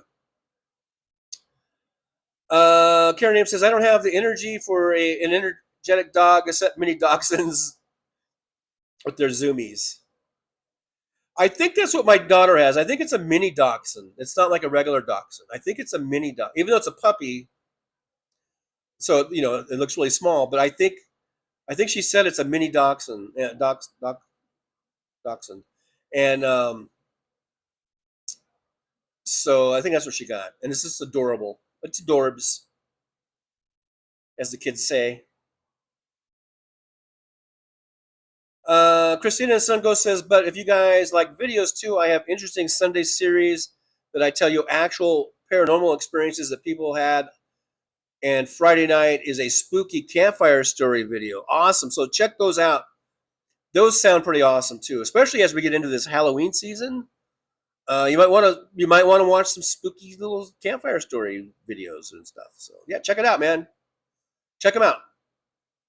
Aaron says Shelties are my favorite. So there you go. So that's even with the shedding, just keeps you extra busy cleaning up. But okay, so Aaron's got the Sheltie. All right. Mad Max says I have 2 golden retrievers. Are those your favorites? Golden retrievers are pretty cool too, right? Everyone who doesn't love a golden retriever. I mean, they are like the most like they're like the stereotypical like man's best friend dog, right? Owen just said we just got another pit bull puppy. She's so sweet. I know. I have come across some of the most sweetest, loving dogs, and they are pit bulls.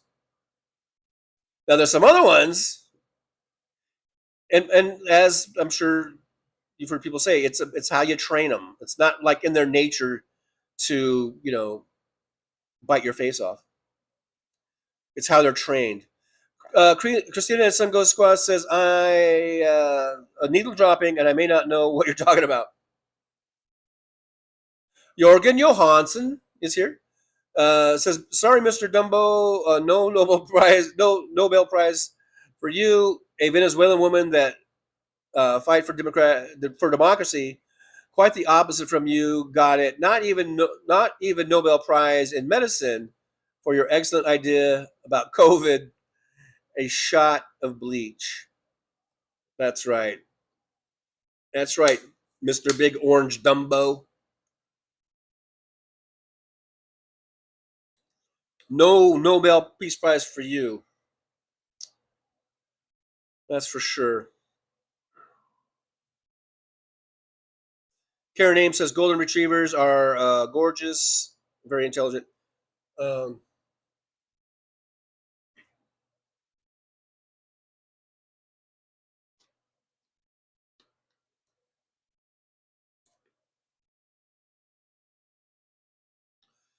Mr. Spot, mutts are good dogs.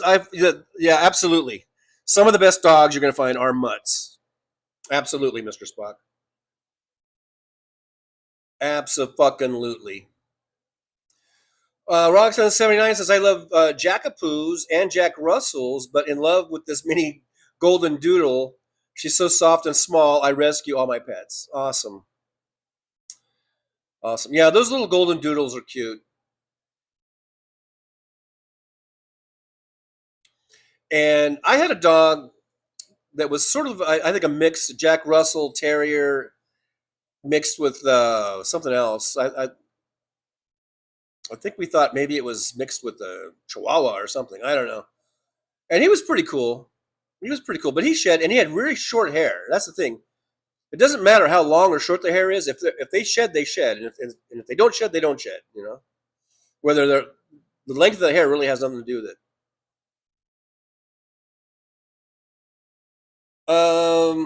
Damon Dog says Dobies do get a bad rap, but that's more nurture than nature. So no such thing as a dangerous breed. Yeah, I agree.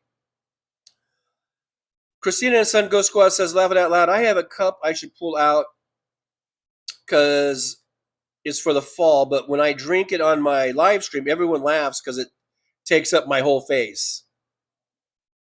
I need one of those, I think. I think I'm getting to that stage where this one little old cup ain't enough. It just ain't enough.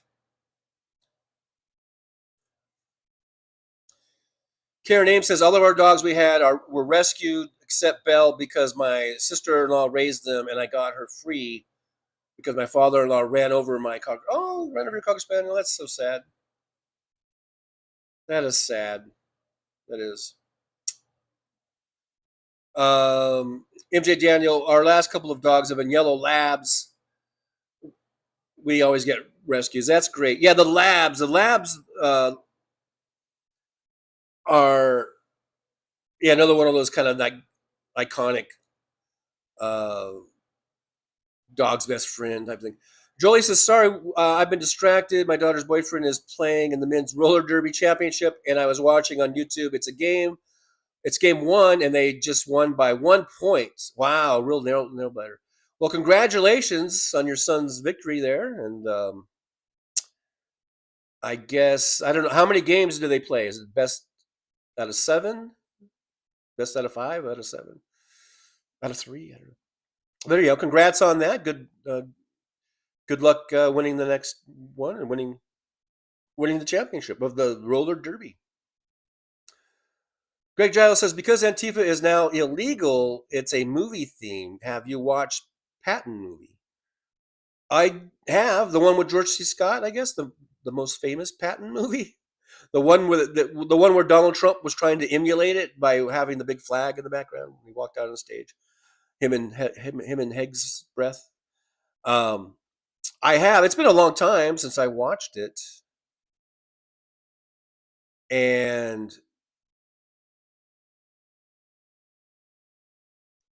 the thing I remember about the Patton movie, it just seemed like it was sort of like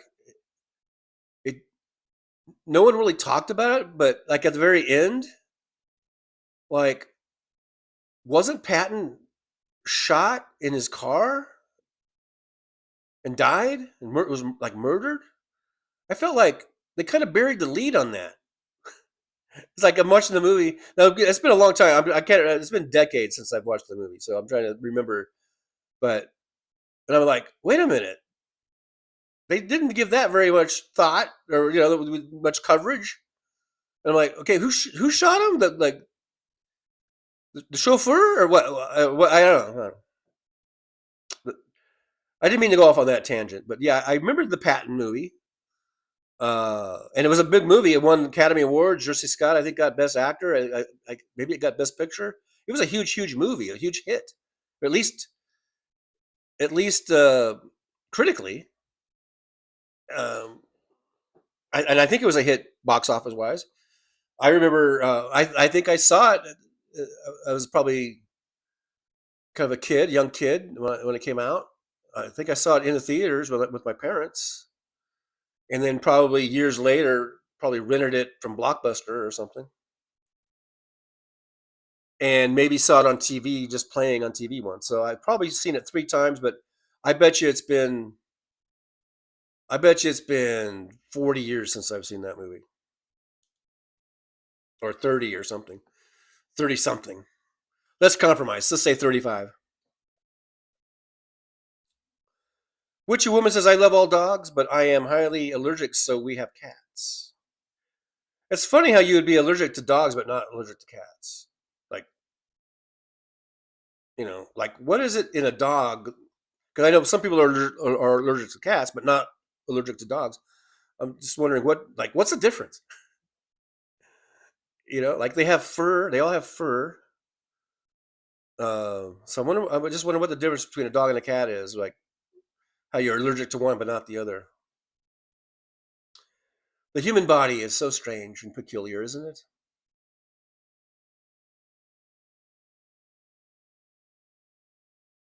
Darkly Yours says, yeah, usually there are only a few instances of voter fraud in past election, but always 9/10 Republican. Right. Good. Well put, Darkly Yours. Well put. And thank you for being here, Darkly Yours. I do appreciate you for coming on in. Christina Son Ghost Squad says, too bad she has such a shitty attitude. I know. I can't watch her. Talking about Pam Bondi. I can't really watch her. I was watching those hearings the other day, and she's such a snotty little brat. Here she is, a 55-year-old woman, I just learned. I don't know. I thought she was like in her 40s or something, but and looking even good for that, for 40s. I know you guys hate me when I keep saying how I think she looks good. But sorry. But I can't watch her. I can't without getting kind of disgusted. The way she wouldn't answer anything, and she's just really snide and snotty, and yeah, she's a horrible person. There's no doubt. She's a fucking horrible person. But anyhow, Christina Sungo says, too bad she has such a shitty attitude, or Pam would be nice looking, but I can't get past the fact that she's a witch with a B instead of a W. Yeah. I get it. But anyway, the whole thing, the whole thing came up because of the picture I posted earlier. That's the only reason I said that she was good looking, and I thought that picture could have been her younger. And someone said that she's not that good looking. That's what brought the whole thing up. Someone said she's not that good looking, and that's when I said, well, I think that was her like 30 years ago or 20 years ago, 20 to 30 years ago, whatever, and that she could very well look like that 20 or 30 years ago. You can't base that photo or any photo really of how someone looks today and have a picture that's like from 20 to 30 years ago and try to say like, oh, but she's not that good looking. You don't know. She might have been. Pam Bondi might have been that good looking 20 or 30 years ago. She very well might have been.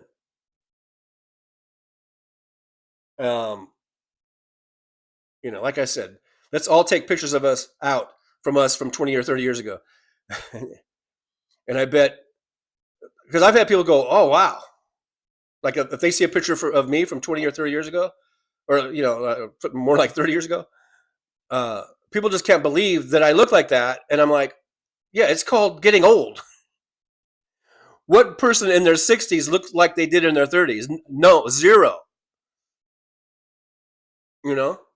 So anyhow, I don't know why, and we all age. We're all sitting here. You're all sitting in your chairs, and you're all sitting at whatever age you are, and you know that you don't look the same way you looked 20 or 30 years ago, and yet people will go, "Wow, you really aged," or you don't even, that doesn't look like you. Well, yeah, let's see a picture of you from 30 years ago. Anyhow, here I go. Doing tangents, going off on tangents here.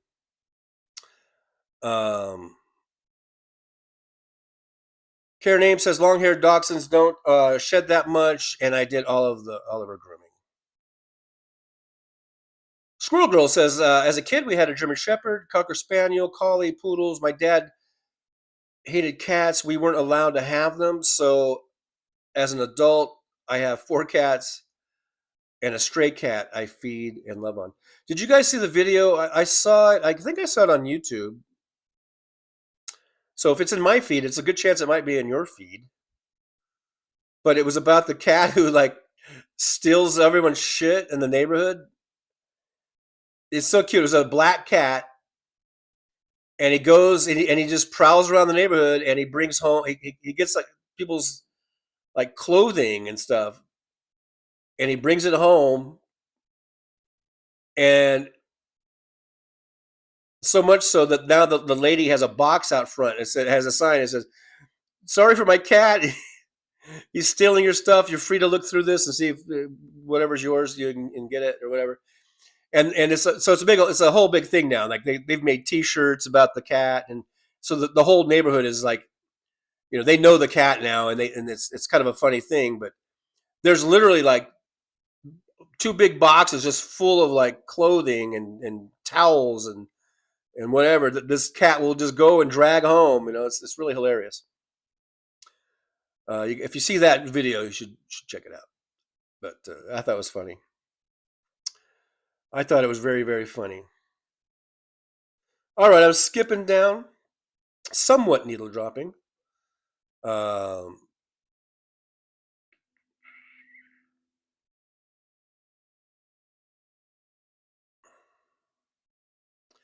Kiki Street says Bondi had bad skin, has bad skin.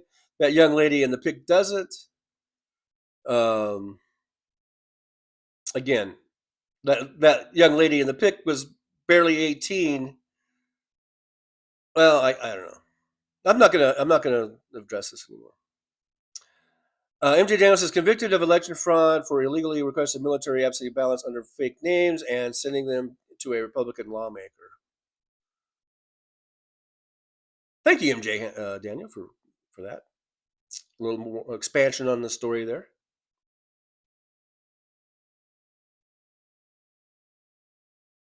She falsified military ballots. And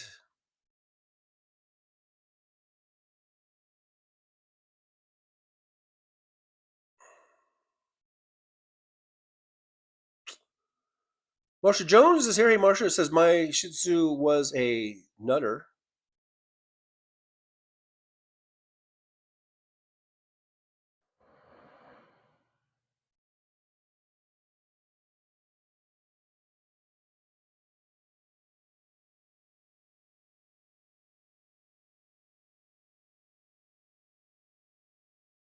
Kiki Street's Bondi is no more attractive than Kim. I don't know. I said I wasn't going to read any more of those, so I should read it. But I mean, that's ridiculous. That's ridiculous. Kim Guilfoyle does look like a gargoyle. Okay, they're not even close.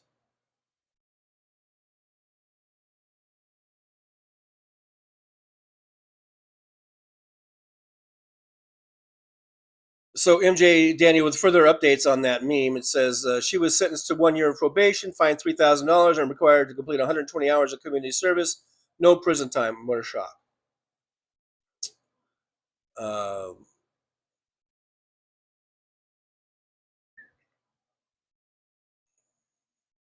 Marsha Jones says, I've got a 6-stone bulldog if anybody wants him. Roxanne79 says, dang, Trivial Pursuit ain't easy. Good job, TJ. Thank you very much. I'm pretty proud of my reigning as the champion there. Undefeated record, by the way. Witchy Woman says, you don't scare me, TJ. Ethylene Glycol War of 1812. Hammurabi. Hammurabi? It's Trivial Pursuit. It's not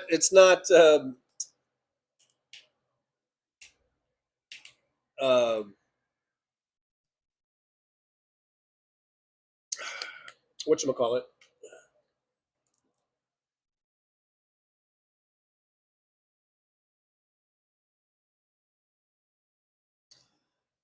Aaron West says, so that's why when you say, I don't know, we don't believe you, Trucker John, rating Trivial Pursuit champion. Well,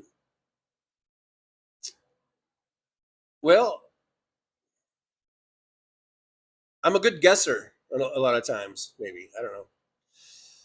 Mad Max says, "Hey, BD bro, Jorgen Johansson, watch out for Grant Xhaka. He's a real jerk as a player. He will give some cheap fouls and probably get at least a yellow card." I guess with soccer talk, we're doing some soccer talk.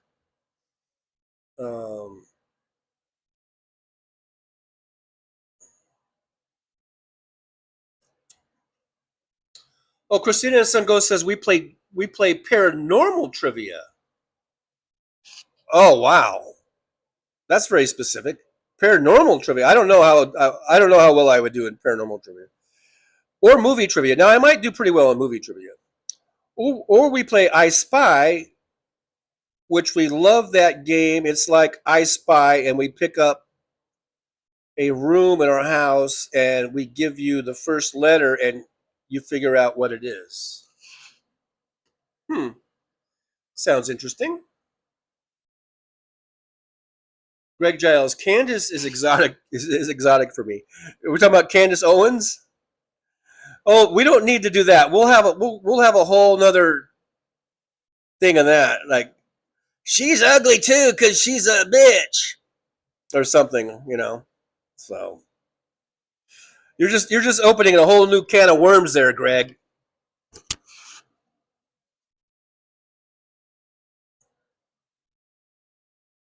DPD 5844 says, CTJ, YouTube does not like you calling Dum Dum Bondi attractive because the screen froze twice. Oh, really? Did it? I didn't notice that. At least not on my end. I don't know. Jolie says, anyone watch Survivor? I'm like Rudy on Survivor Borneo when I play Trivial Pursuit. I don't know. I haven't watched Survivor. I think I watched the first 3 seasons pretty religiously. 3 or 4, maybe. And I really liked the show. And I think it was a great show. It's a really good show. But then I started driving more, and I was on the road more, and I just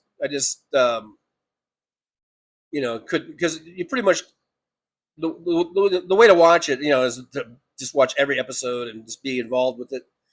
So after a while, I just fell away, and I haven't watched it probably since season 3 or 4. I think it was Africa or something, the last one. I don't know that I watched, but I liked the show. I think it was a really great show, but I just haven't watched it in years and years and years and years and years and years and years. And I know they do 2 seasons a year, so it was pretty early on that I quit watching, but I did like the show. Darkly Yours says the Peace Prize is going to a Venezuelan woman. In your face. Cappies?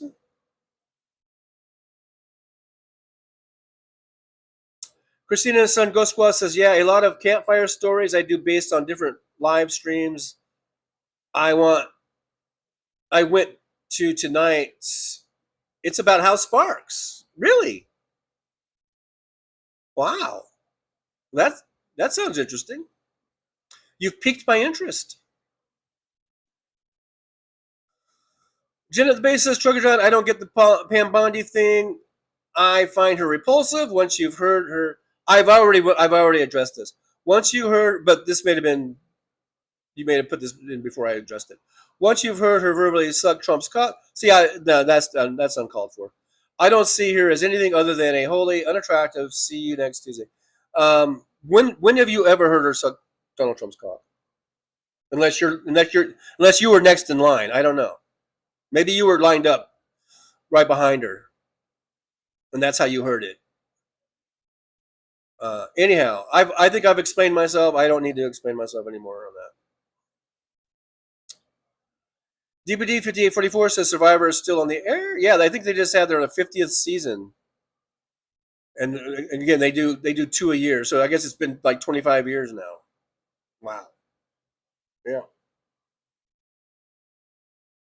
And that stands to reason.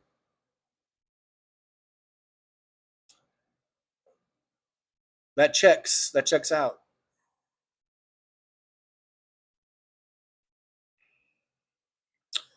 Marshall Jones says poodles don't shed. Yeah, I know my daughter has a one of those big tall poodles. Is it a Snicker Poo or whatever? It's kind of like the big, tall kind of poodles. He's really cool. He's a great dog. His name is Charlie. And he doesn't shed.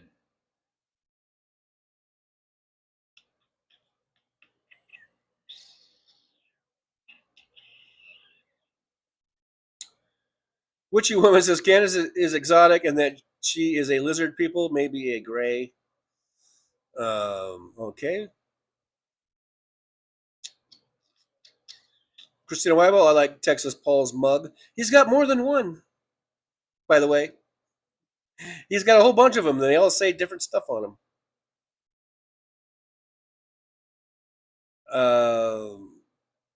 Oh, cup size matters. Oh, that was the thing. Was it Michael McAndrews? How big is your cup or something? I'm not really big on sexual innuendo, so I usually don't catch it because I'm not that type of a person. Marsha Jones says the best dog I ever owned was a Great Dane. He was a gentle giant. Yeah, we had a Great Dane once for a little while. He was pretty cool. Pretty cool dog. Christina Wild says black labs are cool. Yeah, they're cool too.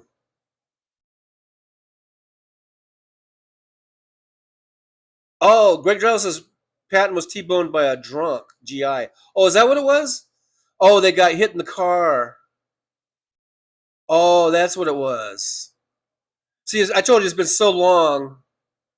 I remember he died or something. I guess. There was, yeah, it was something weird. It just seemed suspicious or something. I don't know, but yeah. Marsha Jones says both my granddads were Antifa. Christina Wilde says I don't know DPD, but it's insane, just as insane as Russia bombing Chernobyl. Minus Touch has video.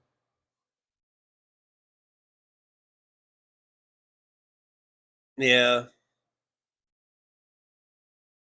David Dog says it's not the fur, it's the saliva. As far as like if you're, I guess, being allergic to dog or a cat. PDG, hey, PDG 200 LBFB is here. Hey, PDG, good to see you. Thanks for coming on in to the driver's lounge. PDG 200 LBFB says Patton died in 1945 of a neck injury in Germany. So yeah, maybe he got hit by the car and he broke his neck. Sandy Foltz is back. Hey, Sandy, good to see you. DPD 5844 says, stop it, TJ. I don't know. Greg Giles says, Pam Bondi gives me bitch vibes. Yeah, totally. Totally. It's my kind of gal. I guess I'm attracted to bitches. I don't know. Christina Weilo, Bondi makes me want to barf. I think I'm going to barf. Marshall Jones says, I thought he died in a car accident. Yeah, I guess he died. He broke his neck in the car accident. It's just like, I guess, you know, everyone has a conspiracy theory about everything. I think there was supposed to be some conspiracy about it. Maybe. I don't know. But maybe it's just the whole thing is just how ironic it was that, you know, he led you know, the tank divisions and had the Northern Africa campaign and kicked the fucking Nazis' asses up there, you know, and then at the end he dies in a stupid car wreck or whatever. I guess that was the irony of it.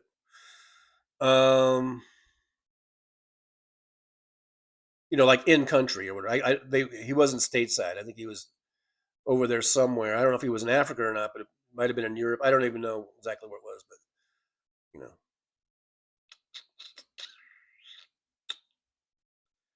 David Dog says I saw a shirt on eBay and Antifa Employee of the Month. I may have to get that. Yeah. I've got, you know, I signed up to go to the No Kings protest.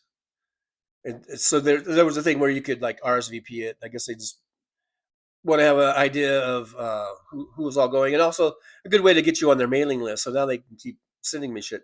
So they keep sending me shit, but basically it's been about like what time to get there, and like to bring water, and you can bring signs and flags and stuff like that.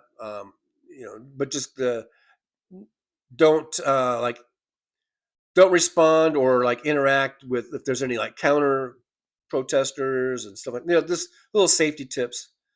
And then one of them was like they said they didn't say not to wear Antifa shirts or hats or whatever, but they just said it was something like just be cautious if you do, because Antifa has been named as a terroristic organization by the Trump administration or something like that.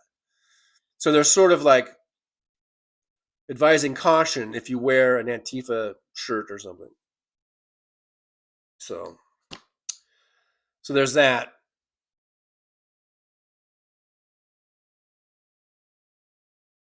Christina Weibel says we are all matter subject to deterioration. Yeah. Owen says I was a kid in the 80s. I was in my 20s in the 80s. Christina Sungo Squad, that's why I love AI. Give them a picture of how I look, and they make me look gorgeous no matter what age I say I am.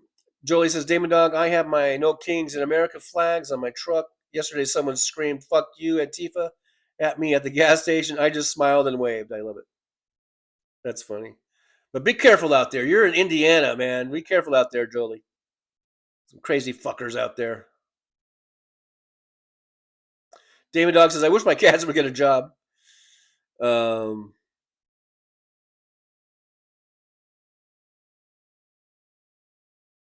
Greg Giles says, Antifa has no membership fees. Yeah, it's very nice. It's very affordable.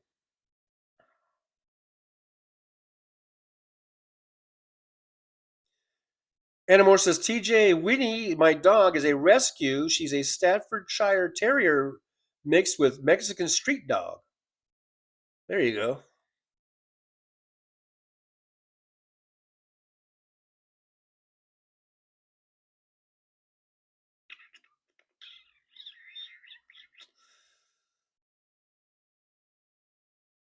DPD 5044 says, my mom does. I was talking about like, no one looks as good as they did 20 years ago or whatever, or look like they did 20 years ago. And so DPD says, my mom does, and she's in her 80s. She could easily pass for 60 or 65. Black don't crack. Well, congratulations on with your mom. And I'm glad she looks great. And did you guys watch Hal Sparks this morning? And did you see the guest he had, his second guest? Second guest, the blonde lady? And she said she was 75? I was like, no fucking way. There's no way she's 75. No fucking way. I don't know if you guys saw that or not. But that was a jaw-dropping moment for me. I don't know if you guys saw that, but man, we should all be so lucky to look that good at 75.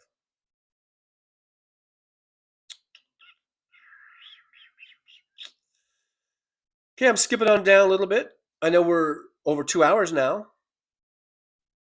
So I'm going to skip down a little bit here.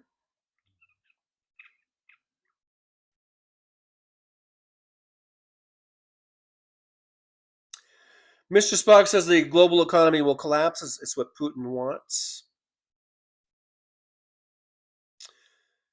Yeah, and what Pooty Poo wants, Pooty Poo gets.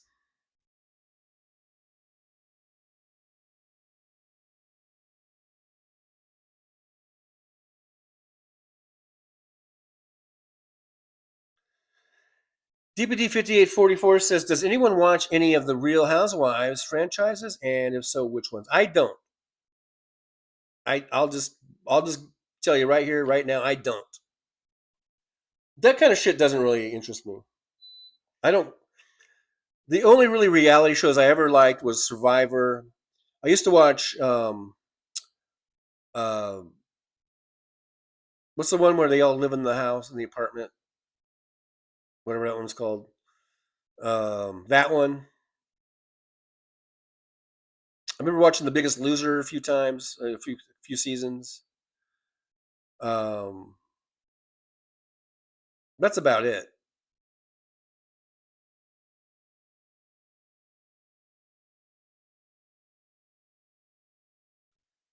Christina and Son Ghost Squad says, "You know what I love?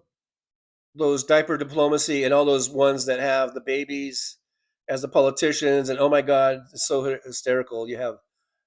I've seen that on 21st Century Suffragettes. They play those a lot, and that's basically where I've seen them. I've seen them show up in my feed, but I don't think I've really clicked on it. But I see them on the 21st Century Suffragettes, and they are pretty hilarious. It's pretty funny.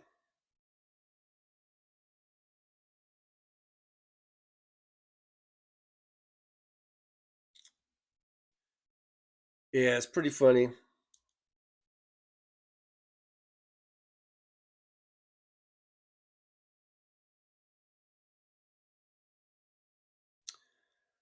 All right, I'm PTSD. Oh, but just like now I'm getting PTSD. Victor Harshman says, "Been gone for a while. Did John talk about the Qatari Air Force?" Well, other people have brought it up, and I all I've said is, "What the actual fuck?" But anyhow, it says, did John talk about that being built in Idaho? That Pete Hexon said, no, because this is the first I've heard of it, and so I haven't talked about it. But I think it doesn't. It sounds just on its face. I am of the what the actual fuck camp.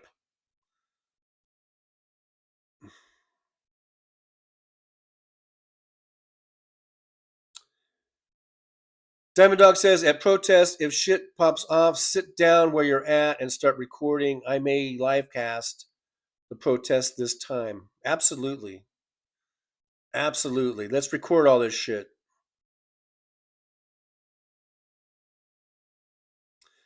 Christina and Sun Ghost Squad says, I have a shirt, but they're all t-shirts. I don't think I can wear it because it's going to be cold October 18th. And I'm sure it's cold today.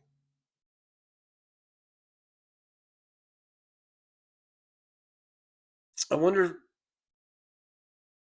I know they might be kind of expensive, but like if you can get like a hoodie or something that has stuff written on it, I'll just make a nice sign. You're crafty, Christina. Just make a nice sign and carry that around. MJ Daniel just saw the Turning Point says they plan an alternative halftime show. Yeah, I think. Yeah, Turning Point. I think I heard that or saw that somewhere.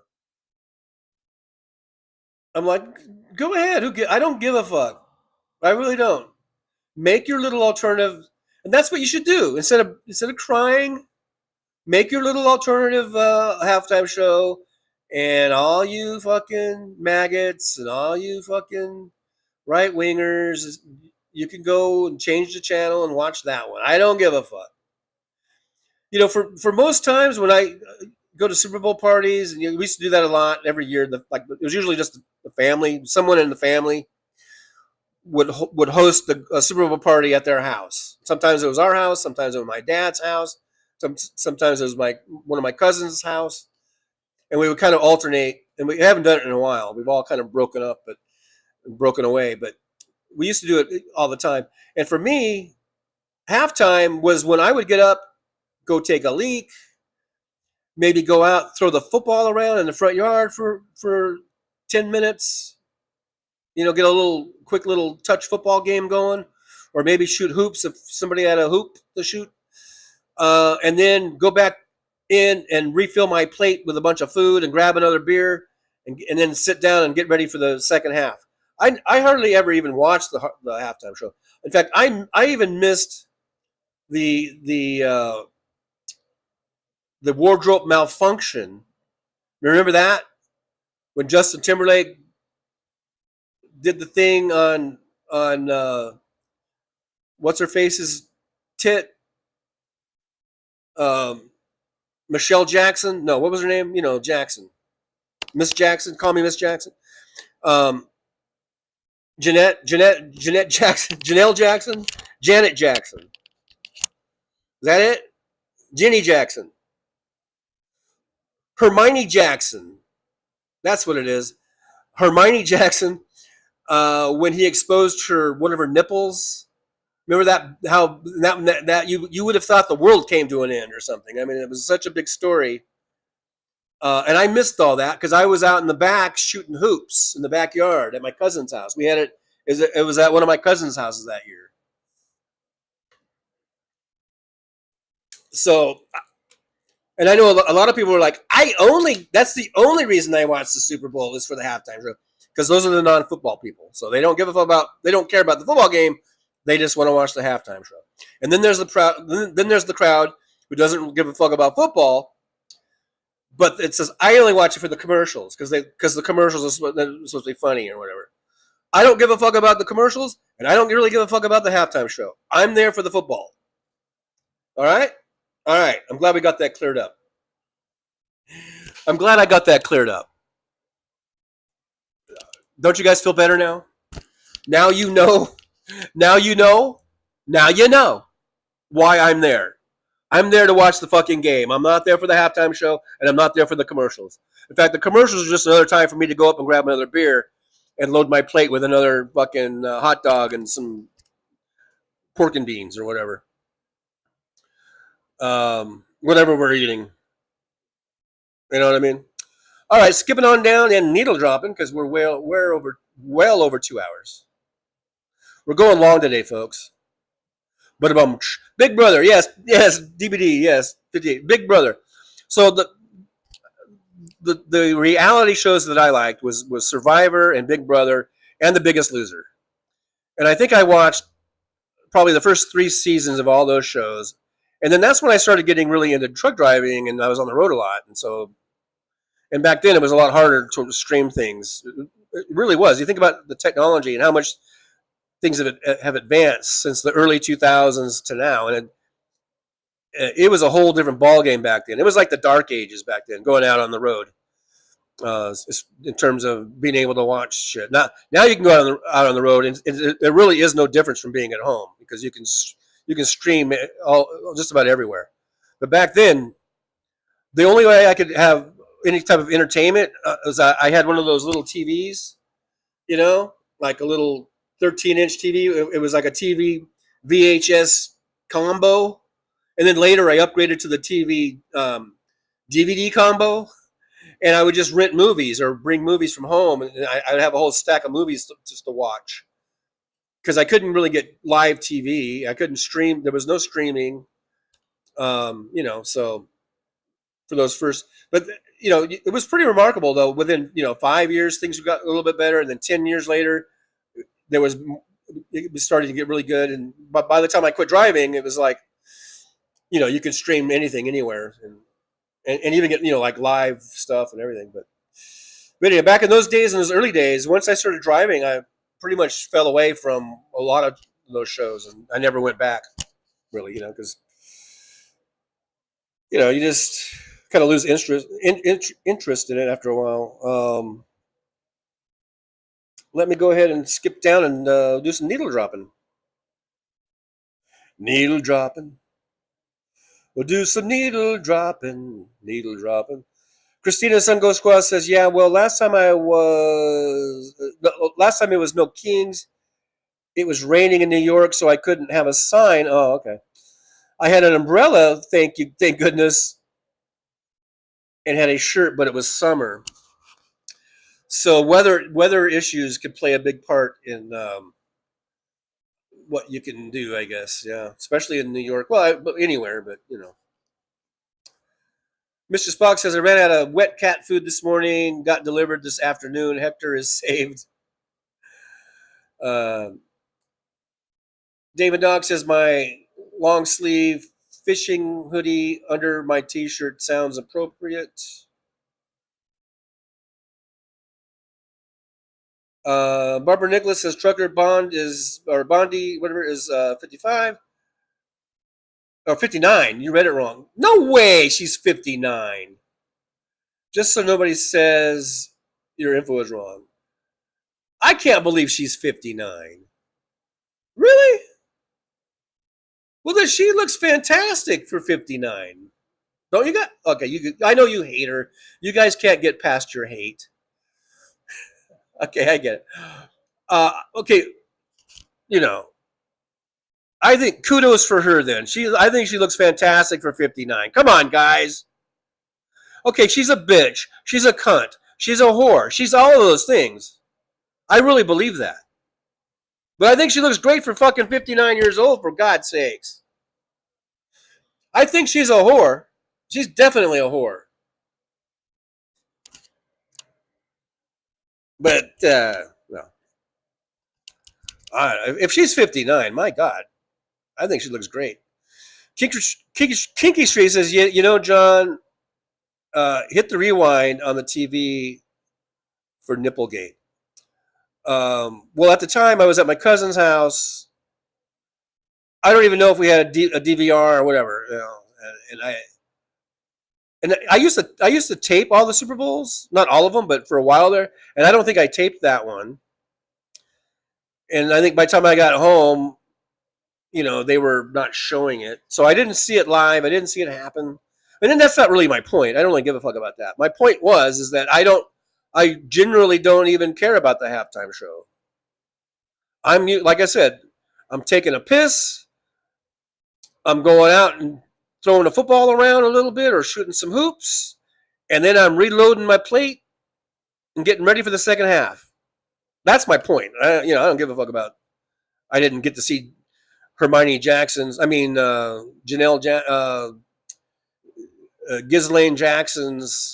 nipples or whatever. Aaron West is reminding us that Trucker John, that's me, has channel memberships and super chats.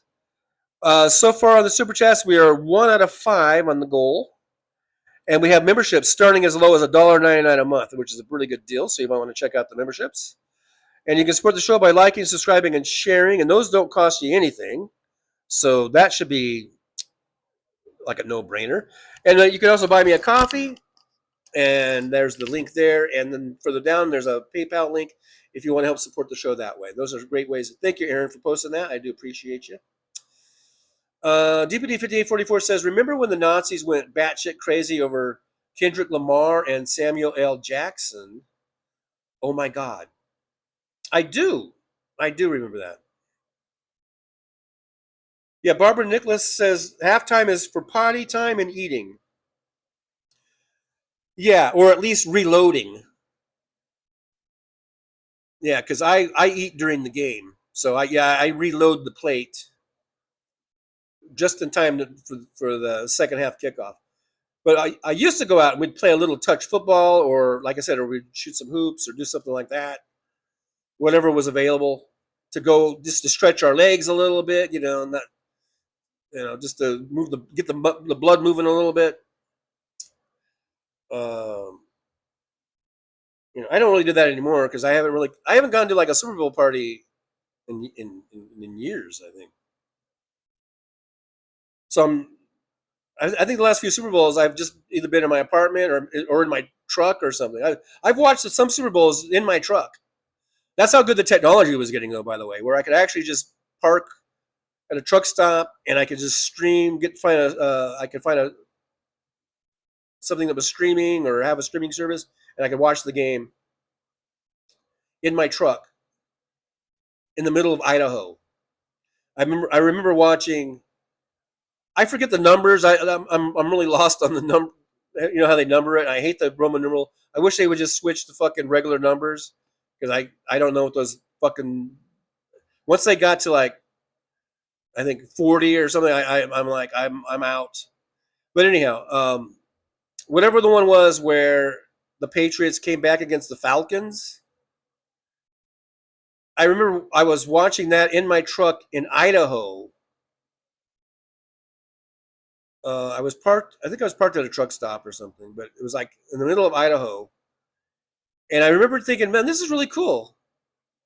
I can watch the game. And I had in my truck actually the same size TV that I have now in this apartment, which I think this is like a 32-inch or something, which in a house or an apartment, it doesn't look like a very big TV. But when I had, it wasn't this same TV, but it was, I think, the same size as this TV. I had that in my truck, at the end of my bunk. And it's like, it was like having a giant widescreen TV, you know, so that was cool. And I remember watching that in my truck, and I remember I actually fell asleep watching the game, and Atlanta had a big lead. And I remember just thinking like, Atlanta's got this. And I didn't care about if I drifted off to sleep. I'm like, Atlanta's got this. They're going to win. And I fell asleep, and I woke back up sometime in like the third quarter or fourth quarter or something. And then I think the Patriots were either already leading or almost coming back. And I was like, what the fuck? I think the Patriots already had the lead. But when I woke back up, and I was like, what the fuck did I miss? And then I felt guilty. I felt like I jinxed the Falcons because I fell asleep. And if I hadn't fallen asleep, maybe they would have not lost. Because I hate the Patriots. But anyhow, not that I'm a Falcons fan, but I hate the fucking Patriots. And I hate Tom Brady. And I hate Bill Belichick.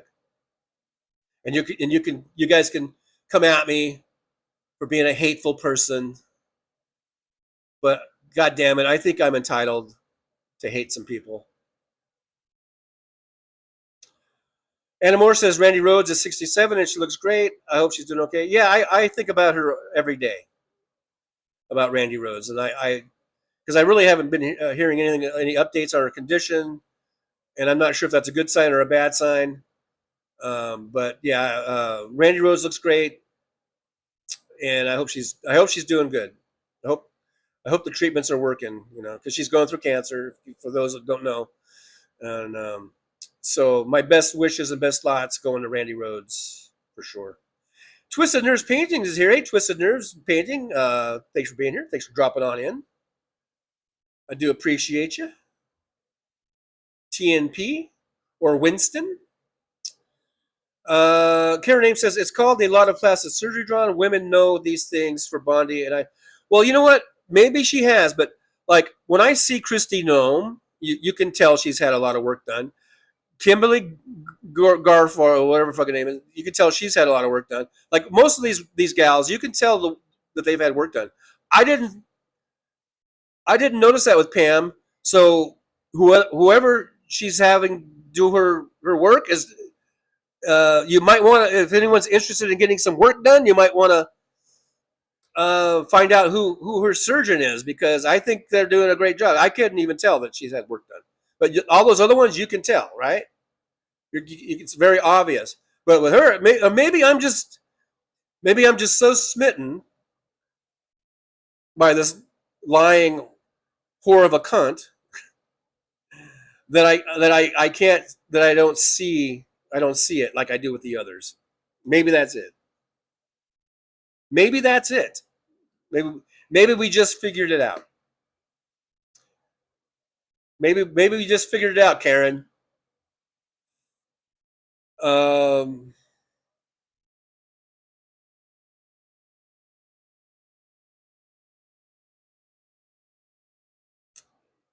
Anyhow, skipping down.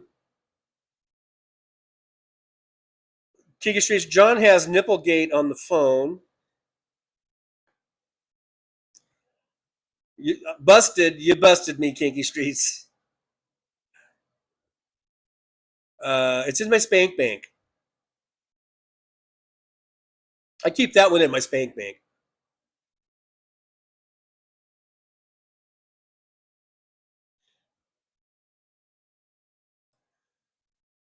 DPD 5844 says, we used to throw Walking Dead season premiere parties, and I would make meatballs that looked like eyeballs. Those were the days. Yeah, lots of Walking Dead viewing parties were going on. Yeah. Mad Max says, Deflategate, Brady can't hold on to a real football, so he has to let the air out of their footballs. That's called cheating. I agree, Mad Mac. I think that was total cheating. And I think that certainly they should have had their Super Bowl win against the Rams taken away, because that was total cheating where they were that was Spygate. Bill Belichick is a big cheaters that he has to spy on other teams. I think they should have had that Super Bowl taken away from them. They should have forfeited it. And I think that Bill Belichick should have been banned from the league for life after that. It's a travesty, a total travesty. They didn't. I don't think they got any punishment, or it was a very light slap on the wrists.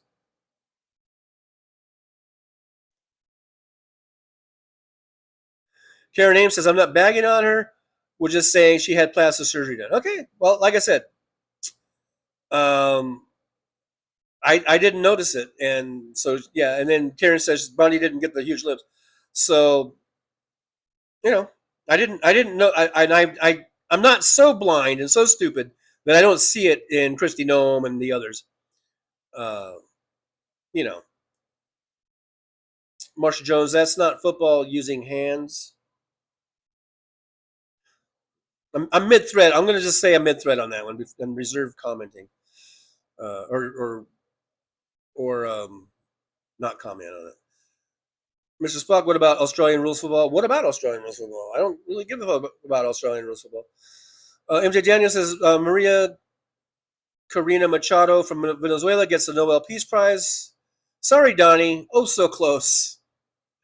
Yeah, and that's got to be that. I bet you that might be a catch-up throwing moment going on for Donnie. I bet you that really irks him. Not just that he didn't get it, even though he wasn't nominated and had no chance of getting it, because you got to be nominated, and you have to be nominated like in January for the ones that are named this year. And but the fact that it was a woman, that probably bugs the shit out of him, and that she's from Venezuela, and he's been on this kick about Venezuela, so all that shit. He's probably gone through about a case of ketchup today.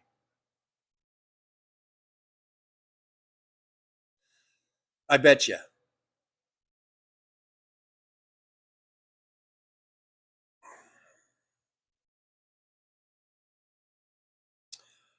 Terrence Bunce. Hey, Terrence Bunce, good to see you. Kristi Noem gives me the Megan Exorcist vibes. Oh, I don't think I saw that movie, but I'm trying to think of like the trailer for it. I think I know who you're talking about. DPD 5844 says sometimes it's easy to look young when you have sold your soul to the devil and you feast on baby's blood. Do you remember Dorian Gray? Yeah, he had a portrait, a magical portrait painted of him, right? And where the portrait would age instead of him. So maybe she's got that. Look, I don't want to overdo this. I'm not saying she doesn't age, and whatever. MJ Daniel says Seahawks should have run the damn ball. MJ's still upset about the Seahawks game. Come on, it's a new week. Marsha Jones says, "How much does that devil charge for? Does the devil charge for a soul?" Well, I think that's what the devil gets. The devil gets the soul, gets your soul, and then you get what you wished for. That's the payment the devil receives, is your soul. Karen Ames, Trump's name was pulled from the Pulitzer nomination. Why would he even be up for a Pulitzer? I mean, I know it's a joke or whatever, or maybe it's not a joke, but I mean, don't you have to write something? What has he ever written? Even his books that were ghost written, those were decades ago. What would he get a Pulitzer for? For his coffee table book that of the pictures that they just screenshotted from Facebook or something. I mean, I don't know. I'm not sure what he would even be. How could they even wedge that in, or how could they even,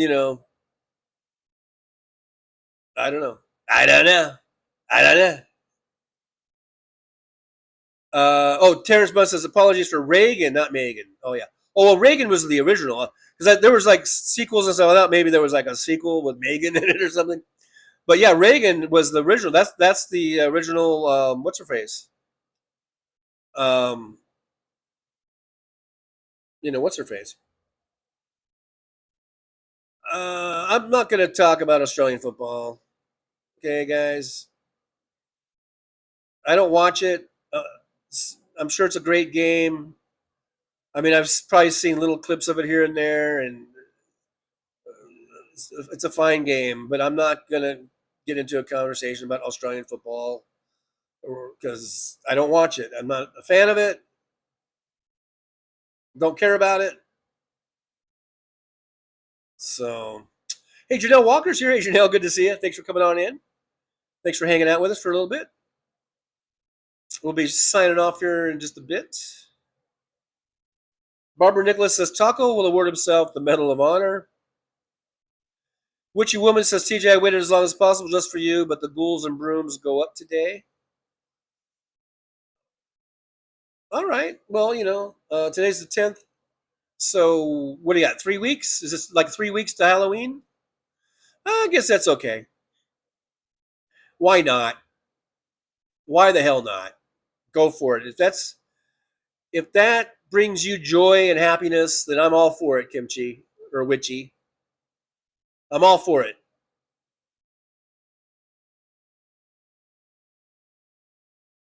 Twisted Nerve Painting says, Jolie just posted a video of my favorite Patreon that will premiere tomorrow since they insist on including themselves in everything.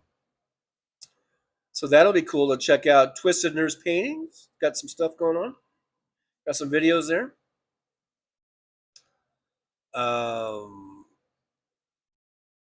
Anna Moore said Barbara Nichols, if he doesn't invade Venezuela for first taking his Nobel Peace Prize. Talk about irony, right? It's like I didn't get a Nobel Peace Prize, so I'm gonna bomb you.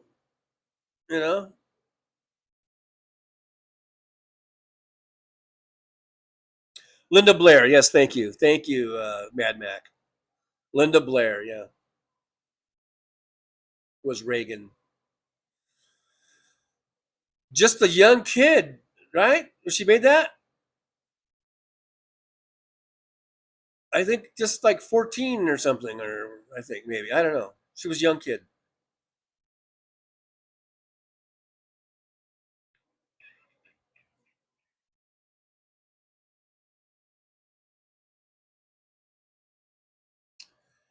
MJ Daniel, the Seattle punter, played Aussie rules.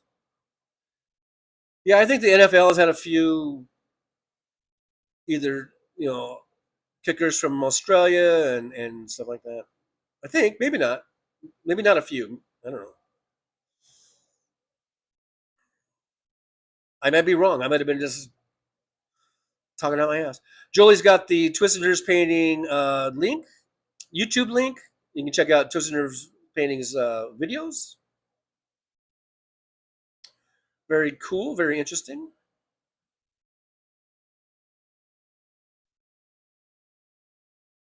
Jolie says that she went over there and to Twisted Nerves Painting's YouTube channel and subbed, and a bell ringed. Or dinged. It didn't ring, it dinged. So that's cool.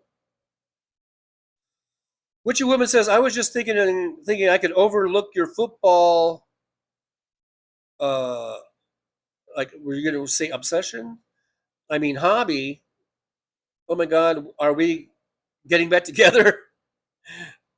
Well, first of all, I didn't know we were together, and then I didn't know we broke up. So you tell me. Yeah, Terrence Bunce, Linda Blair. Mr. Spock says, I couldn't eat pea soup for years after seeing that movie. And look at there, I'm caught up. Karen Ames says, I can't believe people are so stupid they don't know Bad Bunny is an American citizen. Well, full disclosure, I didn't know he was an American citizen either because I didn't know where he was from. And the only reason I even heard of Bad Bunny is because he had some concerts here in Vegas. I think it was last year or the year before, or maybe both years. And I was doing rideshare then. I wasn't doing the cab. And Bad Bunny came to town to play, I think at Allegiant Stadium, if I remember, to sell out crowds. I mean, it was just as busy and crowded and everything for a Bad Bunny concert as it was for Beyonce and Taylor Swift, which were huge. I mean, Taylor Swift was fucking huge, and Beyonce was huge, and this Bad Bunny dude was huge. And I had never heard of him. And I had so there were some people that I was taking to go to the concert, and I said, "So who's this Bad Bunny?" And they're like, "Oh, he's awesome." And I think they just said, like, I don't know if they said he's Mexican or he's a Latin star. It's all, but it's like, they would say it's like Spanish language music, but they go, he's really good and we love him. So I was just like, okay, cool. But I didn't know where he was from. I didn't know he was Puerto Rican. So in full disclosure, I didn't know either. I didn't know he was a U.S. citizen either until probably a week ago or whatever, when this whole thing kind of broke out, this story, this controversy. Now, of course, as soon as I heard he was Puerto Rican, then I knew, because I know that Puerto Rico is a U.S. territory, and that all the people there are U.S. citizens that are born there and they're born there. I guess you could live there and not be a U.S. citizen. But prior to that, I didn't even know where he was from. I just knew he was like, according to my own passengers, they just said like he's Latin or Hispanic or stuff like that. So I didn't know he was a U.S. American citizen or U.S. citizen until I found out he was from Puerto Rico. Joey said, like, I clicked the bell for notification. Oh, okay. Click that bell. Hey, you guys can do that on my channel too. For everyone who says I didn't get a notification, I didn't know you were on, try hitting that notification bell. That might help. Some people say they do it and it still doesn't work or whatever, but what it does, it will send, because I've done it on other people's channels, and whenever someone goes on, if I've hit the notification bell, it shoots me a Gmail, an email at my Gmail, and it'll say, Twisted Nerves Painting is live now, or is going on now, or is dropped the video or whatever. So it works for me. I don't know why it doesn't work for all you guys, but hey, Big Hook, the Big Canuck is here. Hey, Big Hook, good to see you. Hope you're doing all right up there in Canada. Hey, Canada, hey. Jolie says, I never heard of Bad Bunny until the uproar. Great promotion for him. Well, apparently great promotion, but he was already one of the most huge performers and recording stars in the fucking world, I think. It just was off my radar. But again, I knew him from these concerts in Vegas, and that his shows were drawing just as big as Taylor Swift and Beyonce, and those are the two biggest I think artists in terms of attendance and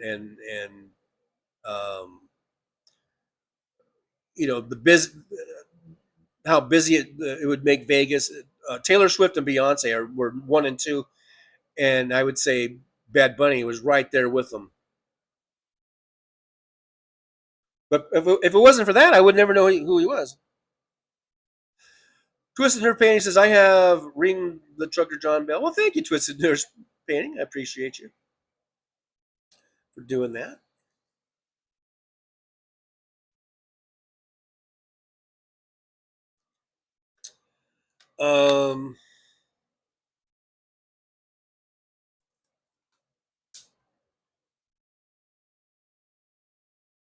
Big Hook, he is Puerto Rican. Yeah, I already acknowledged that. Maybe you just came in after I said that.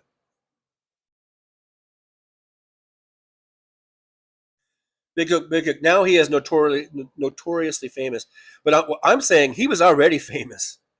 Maybe just not to us, or at least I'll speak for myself. Maybe not to the gringos like me, but he was already a huge star. But now even more so, or at least more known. But he was getting over 80 million plays a month on Spotify.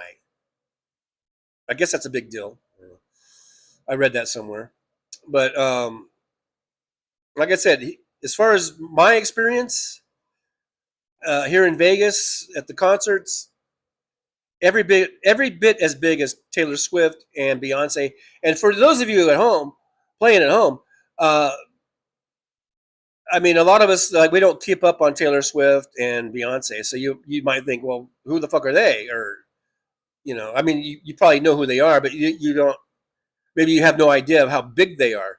Taylor Swift pretty much is the top star, like recording artist, performer in the world. Beyonce is really huge, and when she was touring the last couple of years, she was really huge. So she's a huge star. These are huge stars, folks. You might not know it because we get in our little bubbles,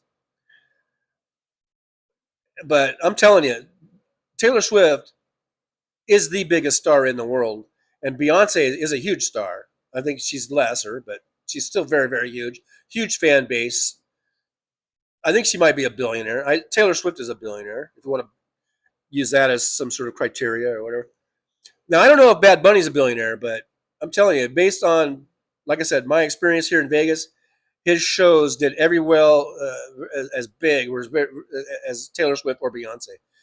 And so maybe that means nothing to you because you don't. I mean, I'm not sitting around listening to Taylor Swift or Beyonce all day long, but I do know a lot of their songs. I hear a lot of their songs on the radio. I don't live in a cave. I do hear these performers, and I do know that they're huge, and that Bad Bunny, at least in terms of popularity and sales and concerts, is right up there with them. Right up there. Even prior to the Super Bowl, is my point. It's not like the Super Bowl thing just suddenly made him. He was already made, but now he's going to be even more made.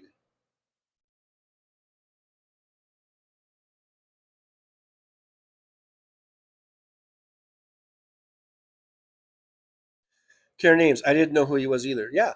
So now there's a whole new audience of people, or that I'm not saying we're all going to be Bad Bunny fans, but there's a whole now because of not just being in the Super Bowl, but also with them crying about it, with the president of the United States crying about it. That just gave Bad Bunny who knows how many billions of dollars worth of like free promotion.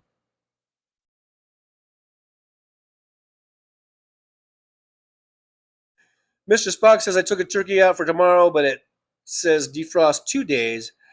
I might have to pull a Stuart McLean turkey cooking trick. The Thanksgiving turkey story is hilarious. Just be careful if you put it in a deep fryer. Have you seen those videos? The deep fryer videos? Why is it always like I have a strand of hair just sticking out? Like a weirdo. All right, guys, I guess that's it for today. I guess I've had enough. Guess I've had enough fun. Have you guys had enough fun? Have you guys had enough fun for today? I guess I've had enough. Today's Friday. Tomorrow's Saturday, so we'll come on again tomorrow at 11 a.m. or right after whenever Hal Sparks finishes the show. We'll be there. And if you guys want to hang out with me after hanging out with Hal, that would be great. We can hang out. We can continue our conversation, and we can start new ones. All righty. All righty then. You know, I think we're caught up. I think we're caught up on everything. I think we have solved the world's problems. No, I'm just kidding. We got a long way to go. We got a long way to go, but let's hang in there. Let's, let all of our little shows I know we have this little group of shows that we all watch and we all hang out. Let's use that as a way to just help us get through. Let's help each other get through these really tough times that are tough for so many reasons. But it seems like it all comes back to Donald Trump. So let's get through it. I think we can do it. If you're going to protest, make sure you do it peacefully. Don't take the bait. Don't take the bait. Protest peacefully. That's our best way of doing things, and let's do it with huge numbers if we can. All right, guys. So be safe, and I'll see you guys tomorrow at 11 a.m. Pacific time, and I guess we'll just do a words of wisdom. I'm thinking. Go ahead and get your pen and paper out for today's words of wisdom. They are as follows. Okay, so first of all, remember, always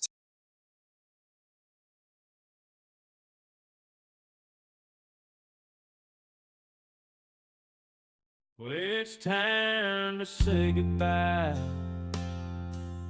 The show has come to an end. But don't be sad, no, don't you cry. We're all gonna come back and meet again. We'll have some fun times, hopefully nothing too bad. We might talk about war crimes. Might talk about Baghdad. I doubt we'll talk about door chimes. But if we did, I'd be only too glad. So hasta la vista, baby. The show is over, but could I ask you maybe to take a shower? No, that's not what I meant, but I couldn't think of anything to rhyme with over. Now my whole rhyming scheme is all screwed up. Oh shit, I should have stuck to truck driving, who I tried to kid. At least when I was out there driving, I could handle a skid. But doing this live stream, baby, has been a real kid. So I hope to see y'all again right here on the Trucker John Livestream. We're gonna do it again and again, right here in the Trucker John Livestream. Yeah, the Trucker John Livestream. We're gonna come back and do it all again. No, this ain't no dream. This is where we win, right here on the Trucker John Livestream. No, this time to say goodbye. The show is coming in. But don't be sad, no, don't you cry. We're all gonna come back and meet again. Rolling down the highway in my rusty old rig. I'm a retired trucker, but my spirit's still big. Living in Vegas, where the lights never sleep. Broadcasting my thoughts for the world to keep. From politics to pop culture, I've got it all.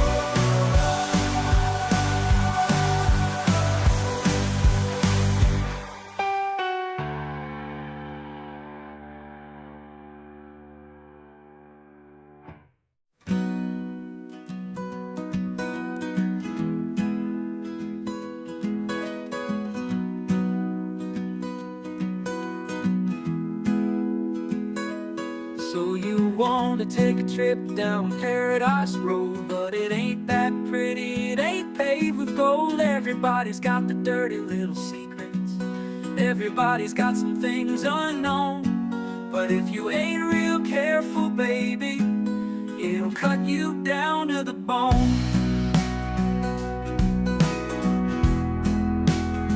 Under all those bright lights, you've gotta learn to ignore the glitter.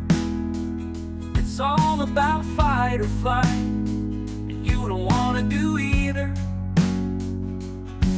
So go on down to Paradise Road, it'll make you wish that you were young. But all it'll do is make you feel old and regret trading in your love for lust. It's all just a big charade, it's all just one big game, and it ain't about love, it's all about the thrills. It's about staying in the hunt, it's about going in for the kill. So head on down to Paradise Road, that's where your friends are now. They're the people that nobody knows. So go ahead and make your big show. So live it up on Paradise Road, just don't let anyone know. It'll be your dirty little secret, it'll be your guilty little pleasure. Living a secret that the whole world sees, hiding in plain sight among the scum and the thieves. It's so damn hard to ever be pleased.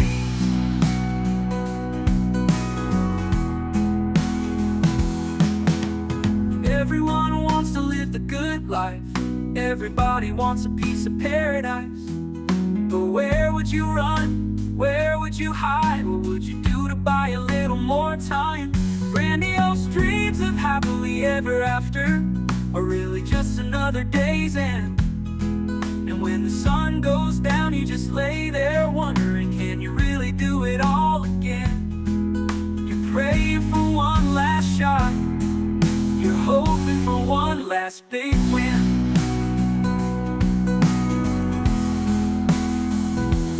Paradise Road is calling, so you better hurry along. Paradise Road is calling, so you better hurry along.